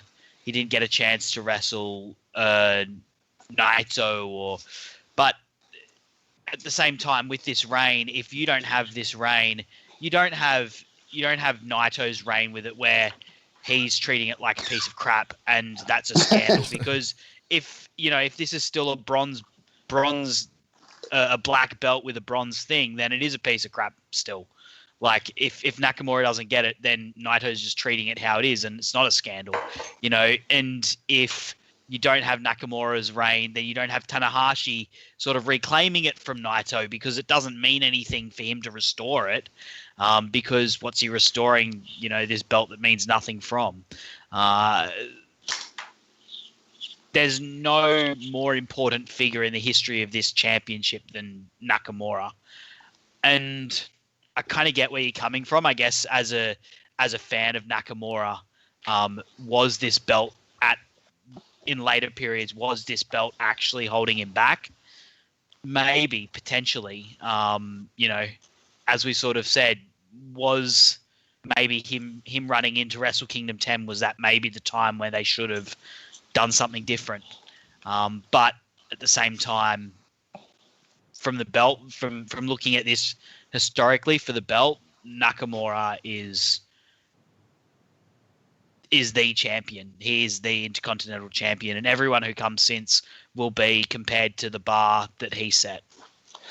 Yeah, I think you can't rewrite history. You can, in hindsight, maybe criticize. I think the thing that sort of was very telling was that after he lost that G1 final to Tanahashi, I think it was very clear to most of the fan base and audience that they most likely weren't going with him. If they were going to, that was their chance, and they chose not to. And who knows what all his motivations were for coming to America, wrestling in WWE. But I've got to imagine, once you're kind of told, like, you're sticking where you're at and you're not coming out of it, like you're our tip-top mid-card title guy, essentially the role Naito's been in for the past few years, that probably was a huge motivation for him, realizing, like, handwriting's on the wall. And I think that has a lot to do with why he went to America, honestly. Right. Once he saw that he was never going to be elevated again into that IWGP Heavyweight title picture, he's like, all right, I've always loved American culture and working in America. Let me take my chances there and try to, elevate myself and become a bigger global star. So, yeah, I can definitely understand his thoughts there and leaving through that.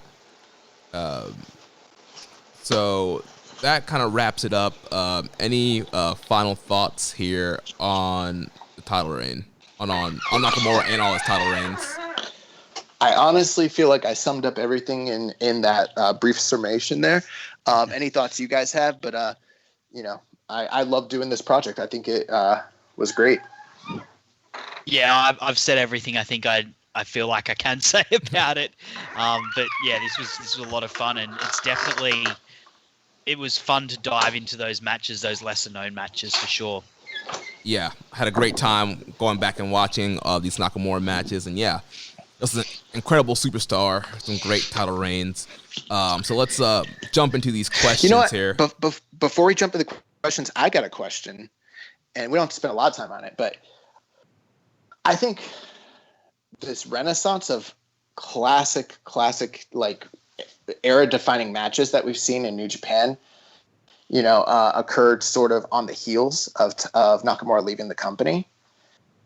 Do you guys think, because I will say this, as much as I love these matches and as much as I loved his time there, I think there could be an argument to be made that while he was there, he didn't, kind of what we said about AJ Styles a few weeks ago, that at the time people were raving about the matches, but I don't think they live up to 2016, 2017, 2018 era New Japan's working style. Do you think if he had stayed, he would have got bypassed by the younger performers? Or do you think, like, maybe like Tanahashi, he would have been able to still hang with those guys? I don't know. It's an interesting question. Like you mentioned, Nakamura would wrestle to the level of the guys he was in there with. So maybe depending on which young guy he was in there with, maybe he could hold up with them. And his selling is incredible. I think his selling would have definitely helped him in any situation. I just wonder, because you look at his NXT run, I know it's a different situation, and there was a clear decline from the Sami Zayn match to where he never really got to those heights again. Like, we never saw a New Japan Nakamura. And I'm wondering if it's because of the environment or if he was clearly just declining. And I think there is a little of that in there, you know? Yeah. What do you think, I Sam? think it's very. Oh man, it's really hard to tell. I didn't really looked at a lot of. I'd probably only looked at a handful of Nakamura matches before doing this project with you guys, and just a handful of his really biggest matches. I think you're right about the selling, but his style was very punishing, and I don't know if he could have wrestled, like the half an hour matches with Kenny Omega or Kota Ibushi. He probably would have still had some great matches, but I think he would have probably been overtaken by the generation that's now come through, the Jay Whites, the Kota Ibushis, the Kenny Omega when he was still there. And ultimately he was already eclipsed by Okada in terms of roster positioning. Right. Yeah. Yeah, it's just one of those great what ifs, I don't know if that would have incited him to raise his game or if that would have been like, I'm going to take a step back and let these young bucks, kind of handle things, sort of like what Tanahashi and Suzuki sort of had to do to a certain degree. Right. I mean, certainly based on the evidence. So, like, the best piece of evidence we've got as to where he ended up would be the WrestleMania match with AJ Styles.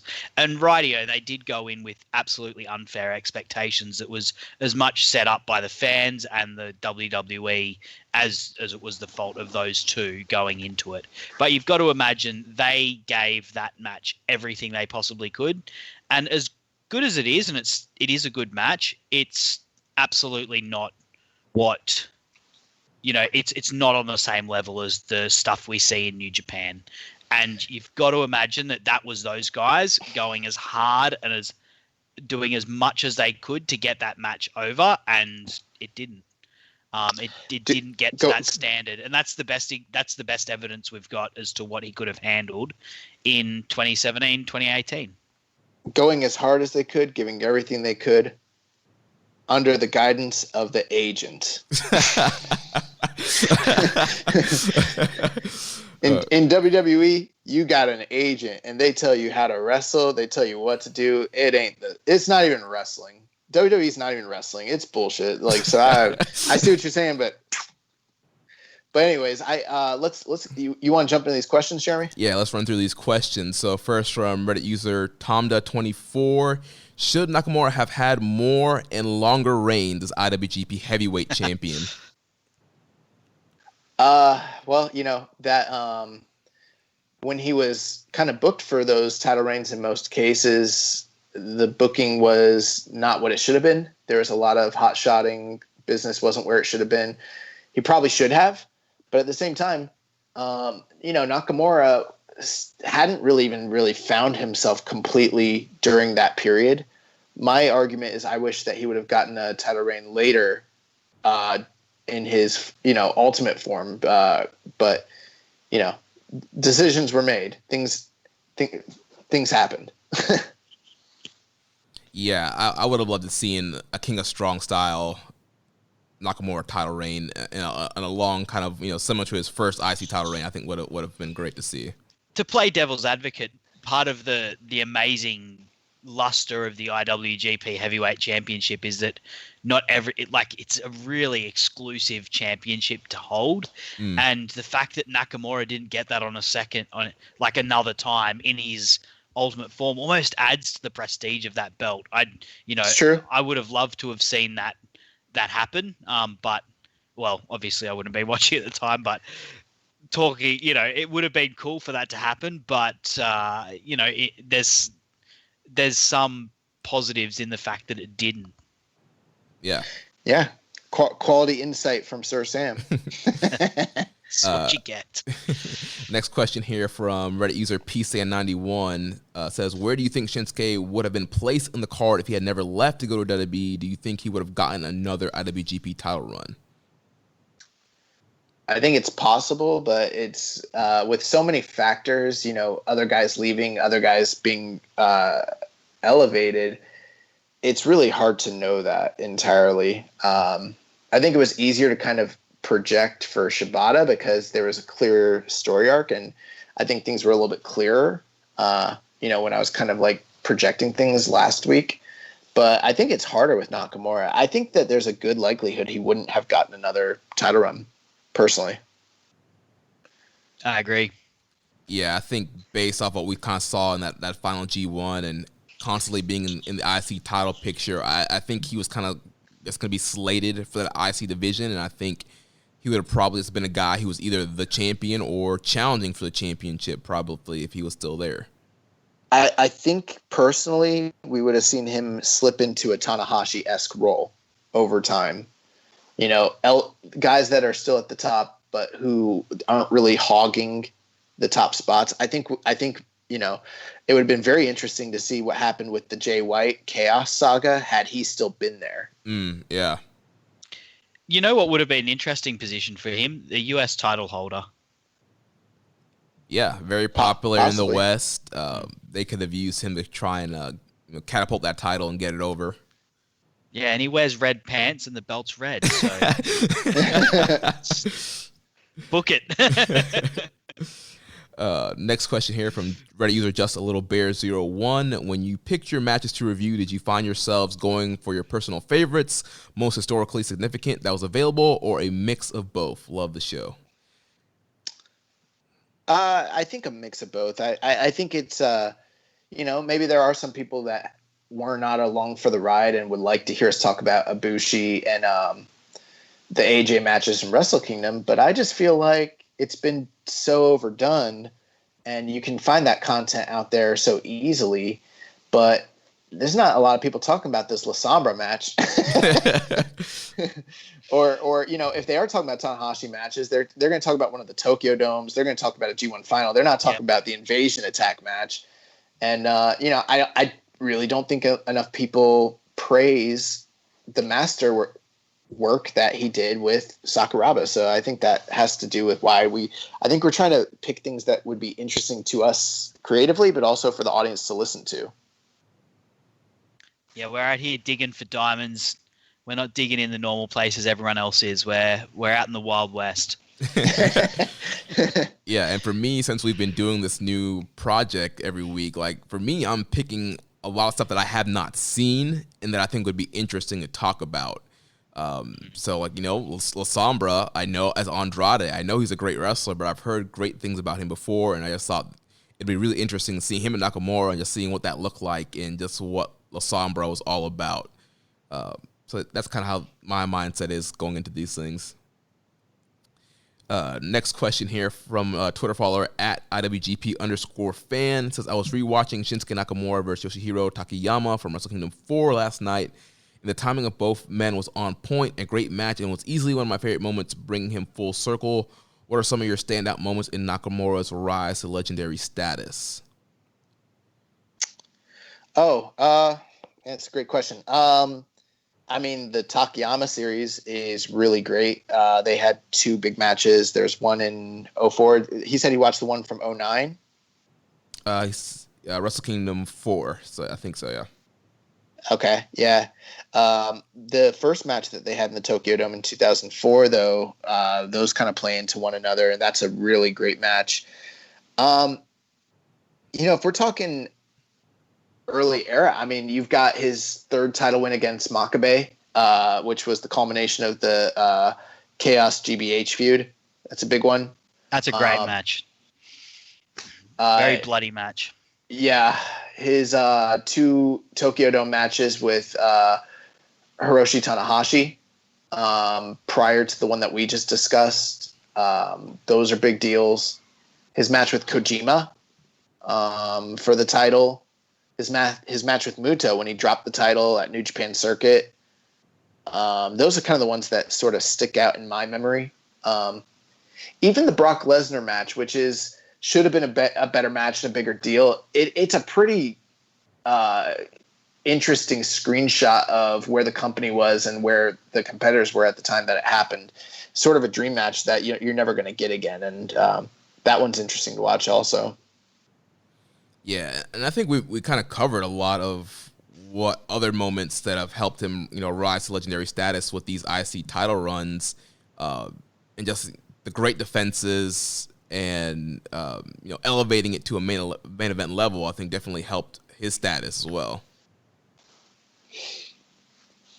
So moving on to the next question here from Kyle Moores in the Wrestling Squared Circle. He said, if you could recommend a Shinsuke match to someone unfamiliar with his New Japan work, other than the IC title match versus Styles, what would you recommend? Well, I think all three of us would recommend the matches that we reviewed here. The Ibushi match, I think, is personally always the first one I would recommend. I'd actually say, for a bit of a random shout out, I'd say the Sakuraba match, because it's only 10 or 12 minutes long. I get annoyed when people recommend me a match and it's like 45 minutes. Give me a 12-minute match. Fair enough, but I think the what's it called match is like 20 minutes. The Ibushi match. Yeah, it's not that long. Yeah. I saw this question before, and I thought the Sakuraba match is a different option, just because it really does show his strengths as a striker and some of the things that makes him unique. One match that I'd recommend that I don't think gets enough recognition at all is his match with Ishii during the 2014 G1. Yeah. Yeah, like you mentioned, his G1 runs did have a lot of gems in them that we didn't really cover here because we were focusing on the title reigns, but he did have some excellent G1 title matches, or G1 matches. Yep. So next question from Nicholas Guerrero. What do you think WWE could have done differently on the main roster to make Shinsuke as big of a star as he was in Japan in NXT? Not job him out to Mahal. They should have never had him lose to Jinder like that. It was a bad idea. Yeah, I mean, I feel like he was so hot. Even coming off the NXT run, he was so hot, and there was a lot of buzz of him coming to the main roster. I think they should have put the title on him. They should have. I mean, he still hasn't won the title, and probably shouldn't now. But they should have put the title on him quickly after he made his main roster debut. I mean, they didn't want to do this, but I think the one thing they could have done a little bit differently is probably give him a manager. I mean, I can't go super in depth with all the things they could have done differently, because there's so much that was wrong with the company at the time and still is, with how they book and just the structure of their entire philosophy of booking. So there's a lot of things that could have changed and been done differently. But the one simple answer, I think they had a problem with him not speaking English. They could have had him have a mouthpiece, and I think they should have had him cut promos in Japanese as well. And I don't think his mouthpiece needed to be Japanese or translate for him necessarily, but they could have had someone who was speaking for him, and him, I mean, think about Tajiri and William Regal, and however Tajiri kind of got when he had someone that was English speaking, and he could allude to the idea that he understands what they're saying, Right. I would have also said in the WWE, to speak about the way he was portrayed in the WWE, his character really didn't get to shine through until he turned heel. Yeah. And I feel like they could have done that earlier. They could have tweaked his babyface character early, because he was hot. He was hot. I remember the pop that he got when his music hit at Money in the Bank, when he was in that Money in the Bank match, and they had Baron Corbin take him out early on in the match, and then towards the end his music hit and the crowd went mental, and then he had this stare off with AJ Styles and the crowd was losing it, and potentially even the Jinder Mahal thing happened, and that was, I mean, that whole year of the SmackDown title was just atrocious. The amount of mistakes is ridiculous. But they could have saved it if, I think on the road to WrestleMania, after he'd won the Rumble, if he'd been able to start having his heel character shine, like have his character shine through a little bit more, because that heel character was really just, it really was just him in New Japan. That's what I felt like it was. And if he'd been able to be a little bit more arrogant, a little bit more cocky potentially in his run into WrestleMania and then potentially won at WrestleMania, I think it would have been we'd be looking at a very different position for him in the company now than, where he's ended up. Yeah. I mean, I don't know. I don't want to get too much into it anymore, because once I start thinking about it, the question I pose to you is, what could they have done different to save everybody in that company? Because nobody is over. Nobody is a star. They haven't handled a single guy properly in a decade. So, I don't know. Yeah. How could they have saved him? Not been themselves. Not be WWE. They suck. Next question from a friend of the show, Zach Porter. He says, do you both miss his subconscious theme as much as I do? Yeah, it's one of my favorites of all time. Was watching these matches with my girlfriend this past week, and she is adamant, as much she loves Nakamura, she's adamant that his WWE theme is far superior to the subconscious theme, which I think is ludicrous. I like both themes, but I think that this is an all-time banger. Love that guitar line. I agree. That was going to be my hot take, Josh. I was going to say Subconscious is better than his WWE theme, but it is better than Rising Sun. They're both great, obviously, but yeah. That guitar line is sick, and it's just so good for his character, like the arrogance and the cockiness and the rock star presentation. Yeah, I love Subconscious, and I do think it's better than Rising Sun as well. Even though I love Rising Sun also, but yeah, that when you heard that, kind of that little wind chime in the beginning and then kicking off in the guitar. Yeah, just some epic stuff right there. Next question from Reddit user Highest Fly Flow. He says, Yao or Yao? Not to brag, but he's more of a Yao guy himself. Yeah, it's Yao. Yow. Yow. That's it. Yeah, I think it's spelled like it's like, if you kind of look at it like in the English, you might think it's Yao, but it's pronounced Yao, like how he spelled it out in the second way there. Absolutely. Then we got a series of questions here from Kyle Martin from the Wrestling Squared Circle. He says, for someone who hasn't seen the first half of Shinsuke's career, is his run comparable to Randy Orton's? I ask because I see a resemblance in the fact that they were both the youngest world champions at 23, and it took them each years to regain the title after countless failed main event pushes. In terms of in-ring work, I wouldn't draw too many illusions between the two guys, but I think that there's a career trajectory similarity that you've kind of pointed out there. I've never really thought about it. Yeah, I mean, two guys both pushed heavily to start their careers, both prodigies, win the titles young, under a certain persona. Later in their careers, they kind of reinvent themselves as a totally different guy and, are pushed to the top of the card. Yeah, I see it there. Just to add on to that, but also never become the top number one guy, or end up behind someone who was potentially, when they were bursting onto the scene, less favored in John Cena and Tanahashi. Not that Tanahashi wasn't, spotlighted, but certainly Nakamura was picked out as the chosen one early. Yeah. Well, here's another one.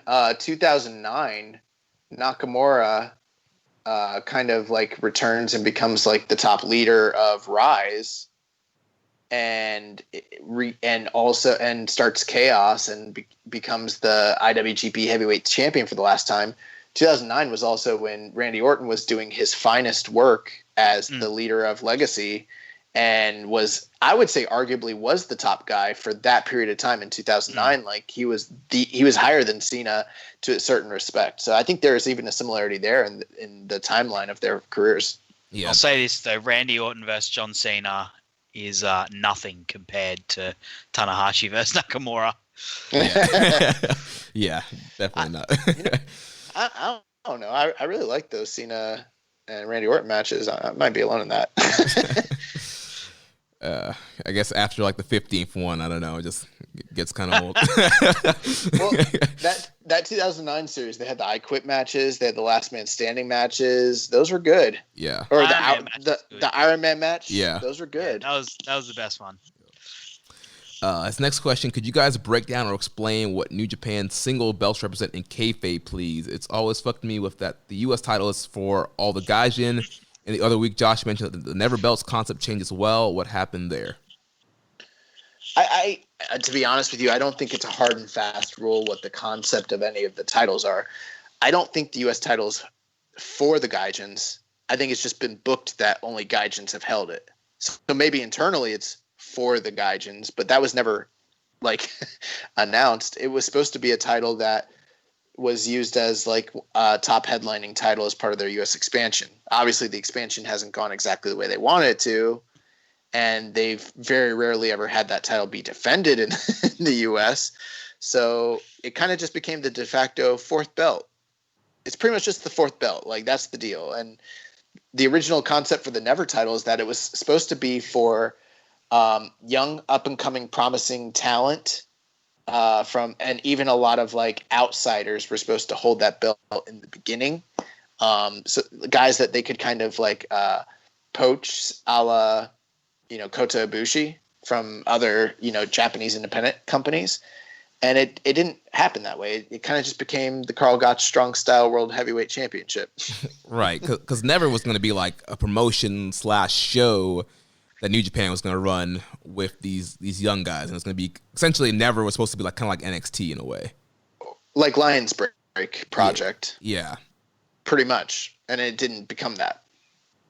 But yeah, with all the other singles titles, I don't think there's any really rules to.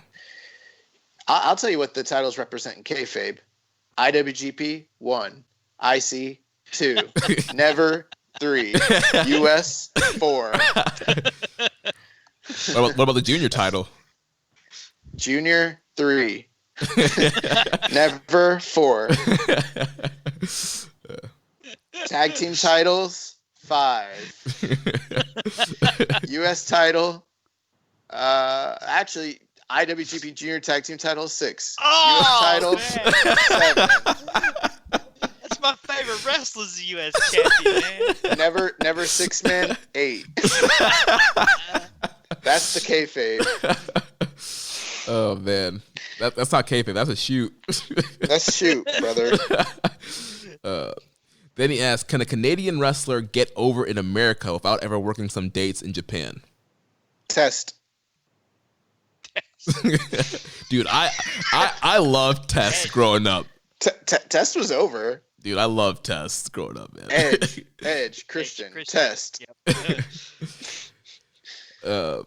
His next question. I heard a fucked up story that needs some explaining or debunking, please. Like, if the IWGP is a work, then what the hell is even real anymore?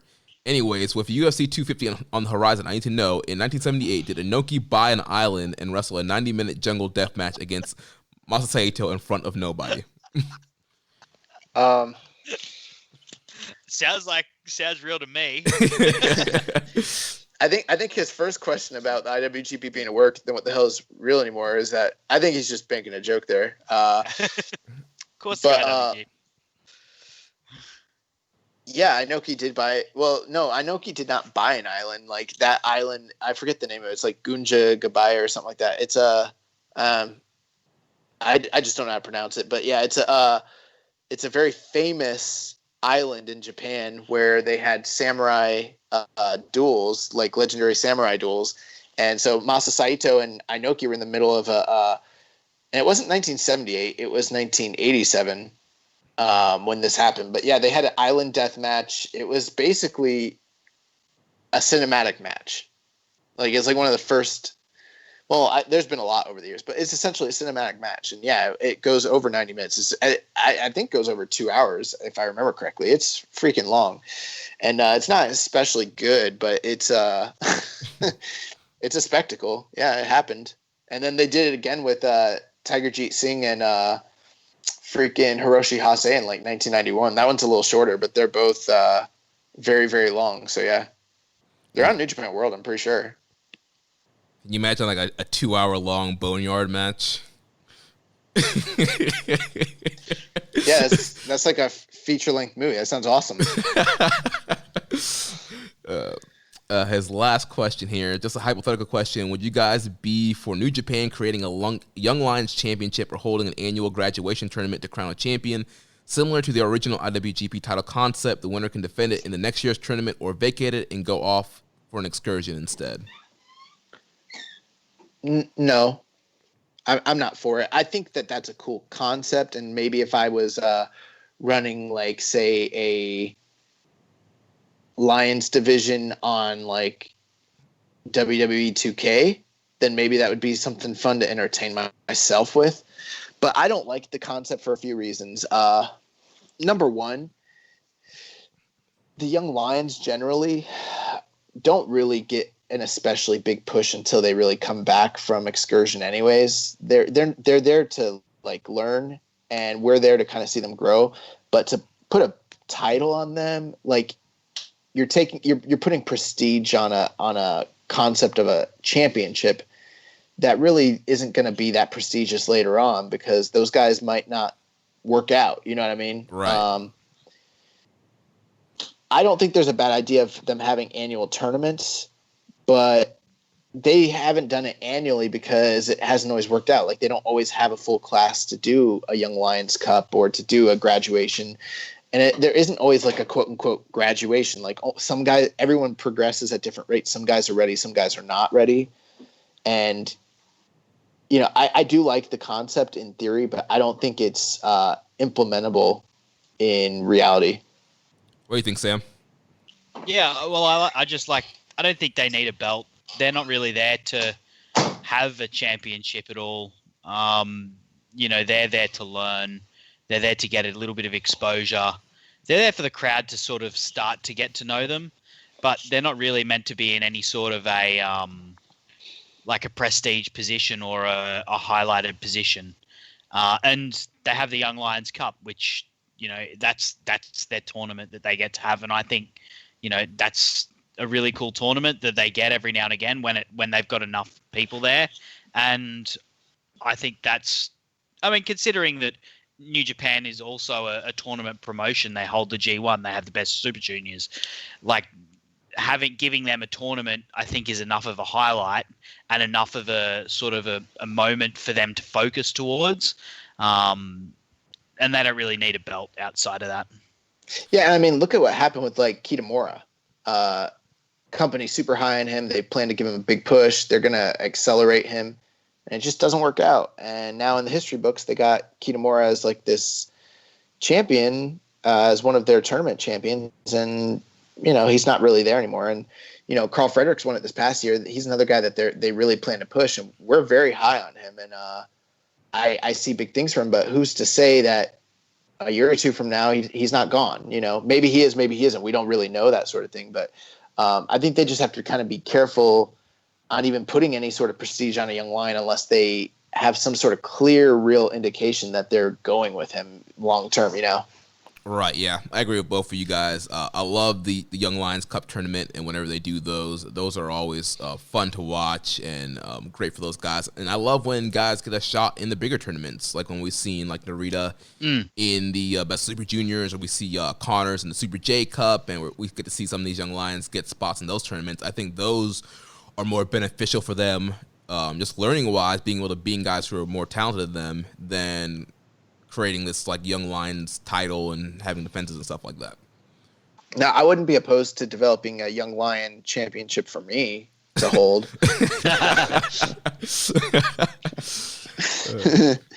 Last question here from Muzza Murray Bone. He says, while not a question about Nakamura, with the IC title currently still on Naito, who can you see be the next IC champion and why? I think that I'd like. Yeah. He may not be the next champion, but the guy who I'd like to see get a really good run with it would be Zack Sabre Jr. I don't think he's ever going to be at the heavyweight level, IWGP heavyweight level, but I think he could be a really solid, long-running IC champion. You know, I don't think that this will be the next guy who gets it, but someone I would love to see hold the title and get a push with it, Tomohiro Ishii. Yeah, I mean, Ishii always has No arguments. Great matches there. For me, the two guys that I would love to see are Shingo and Will Ospreay. Oh, yeah. Obviously, those guys are...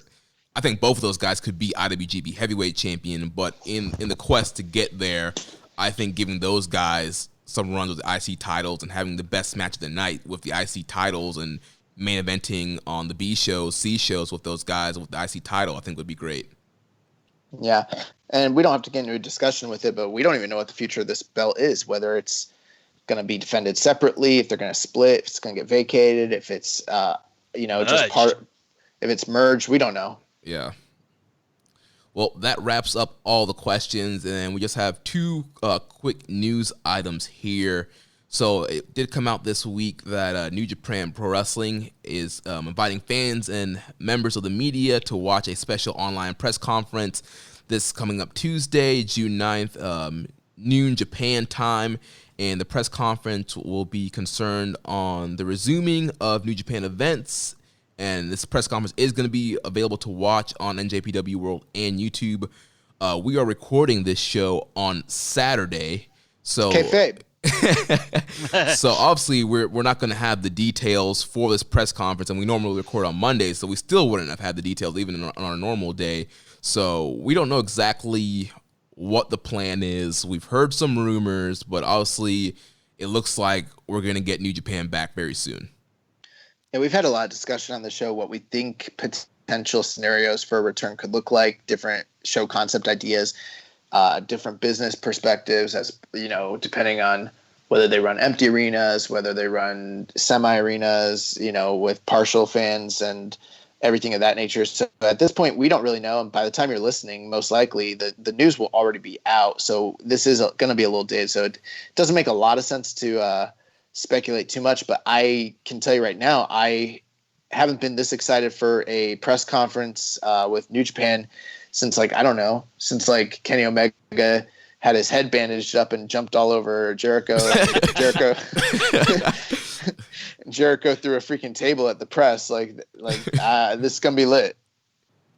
It seems like this would be them announcing what's going to happen with coming back, and it's time. Like, even though in lots of places COVID-19 is under control, here in Australia we've had sport back. Well, one of the winter sports, rugby league, back for 2 weeks now.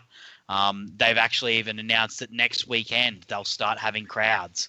They're going to be very small crowds, and I think just in corporate boxes to start with. But, that shows that things are starting to open up again. So hopefully, fingers crossed, hopefully we're getting them saying we're going to be having a big old tournament, big old G1 later in the year, and just getting in the best of Super Juniors, and we can all get excited for New Japan again. Definitely. And to go along with that, Bushiroad's PR came out this week also saying, we put the information on antibody testing for all athletes and performers to resume to live event. In addition, aiming to resume live events such as professional wrestling, the stage, and live music. We will inform you that we decided to carry out an antibody test for all players for the safety and security of the players and performers. I don't want to criticize the company too much, but I will tell you this. If their aim is to be as thorough with safety as they possibly can be, antibody testing is not enough. They need to be testing for active COVID tests as well as the antibody. All antibody will tell you is whether someone has previously had it, not whether they could potentially currently have it. So that's not sufficient enough at all. Yeah, and I know that's kind of why UFC went away from doing it as well. And I did hear that they were also getting, at least New Japan was, I think, are getting the COVID testing kits, or at least as much as they can, as part of this relaunch here.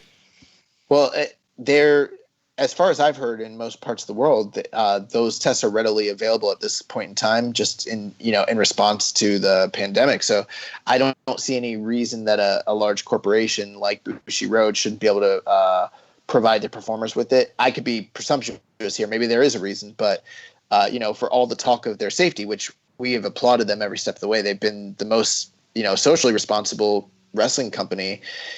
I would just have to imagine if they're going to continue that trend, that they're going to also test like other companies are, because if they aren't, then kind of goes back on a lot of what they've kind of worked to do here. Yeah. But I think that is pretty much going to do it. Sam, it's been a pleasure having you on the show here. Tell us about any projects you're working on, where we can find you, anything that you got upcoming, plug your shit. Yeah, look, you can find me on Twitter at Sir_Samuel, or if you go to WrestlingHeadlines.com, you can see generally it's a weekly column at the moment. Had a week or two off, just with some stuff going on in my family and just enjoying a bit of a break. But typically I write there once a week. But yeah, main place to get me would be in Twitter, Sir_Samuel. But thanks very much for having me. Really appreciate you guys having me on. Yeah, loved having you. And I see that you guys are doing a Lords of Pain draft, and I just want to tell you that you are cleaning up in that draft, sir. You were just mopping the floor with those guys, man. So cheers. My strategy is basically pick a WWE guy and then put them against a New Japan wrestler. So I've got like this the known name of the WWE worker, and then the quality, the true in-ring quality of a New Japan wrestler. Yeah. So good stuff there. Nice. Check out Sir Sam on Twitter and all his columns at WrestlingHeadlines.com. And Well, Jeremy, it looks like we need to powder out this bitch. Yep. So next week we'll be back with Rich Latta from One Nation Radio and Social Suplex to discuss the winner of the Elite Poll. So go out there and vote. Kenny Omega, Young Bucks, Hangman Page, or Cody. If you want to pull a rib on Rich, then you can vote for Cody. But vote for who you want us to talk about next week here with Rich Latta. If you enjoyed today's show, please consider making a donation, visiting socialsuplex.com/donate and clicking on the donate button under the Keeping It Strong Style logo. Make sure you connect with us on social media. The show is at KI Strong Style on Twitter. You can follow me at Jeremy L. Donovan. You can also follow us at Social Suplex. On Facebook, we are facebook.com/Social Suplex. You can find us in the Wrestling Squared Circle Facebook group, facebook.com/groups/Wrestling Squared Circle. On Instagram, we're at Social Suplex. On Reddit, on the Pro Black Guy, Josh is Keeping It Strong Style. You can email me, Jeremy, at socialsuplex.com. Check out all the other shows on the Social Suplex Podcast Network. On Sundays, we have One Nation Radio, hosted by Rich Latta and James Boyd. On Wednesdays, pretty soon, hopefully, we'll have the return of the Ricky and Clive Wrestling Show. We also have our podcast dedicated to independent wrestling, Grown Men Watch This Shit, hosted by Jeremy Tate and Chris Bryan. On Fridays, we have Get in the Ring with Danny and Beast Mike. And then on Saturdays, we have All Things Elite with Floyd Johnson Jr., Amy O, Tiffany, and Austin.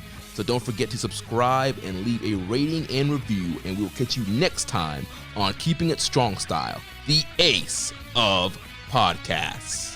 Yow! Thank you for listening to Keepin' It Strong Style. We'll see you next time.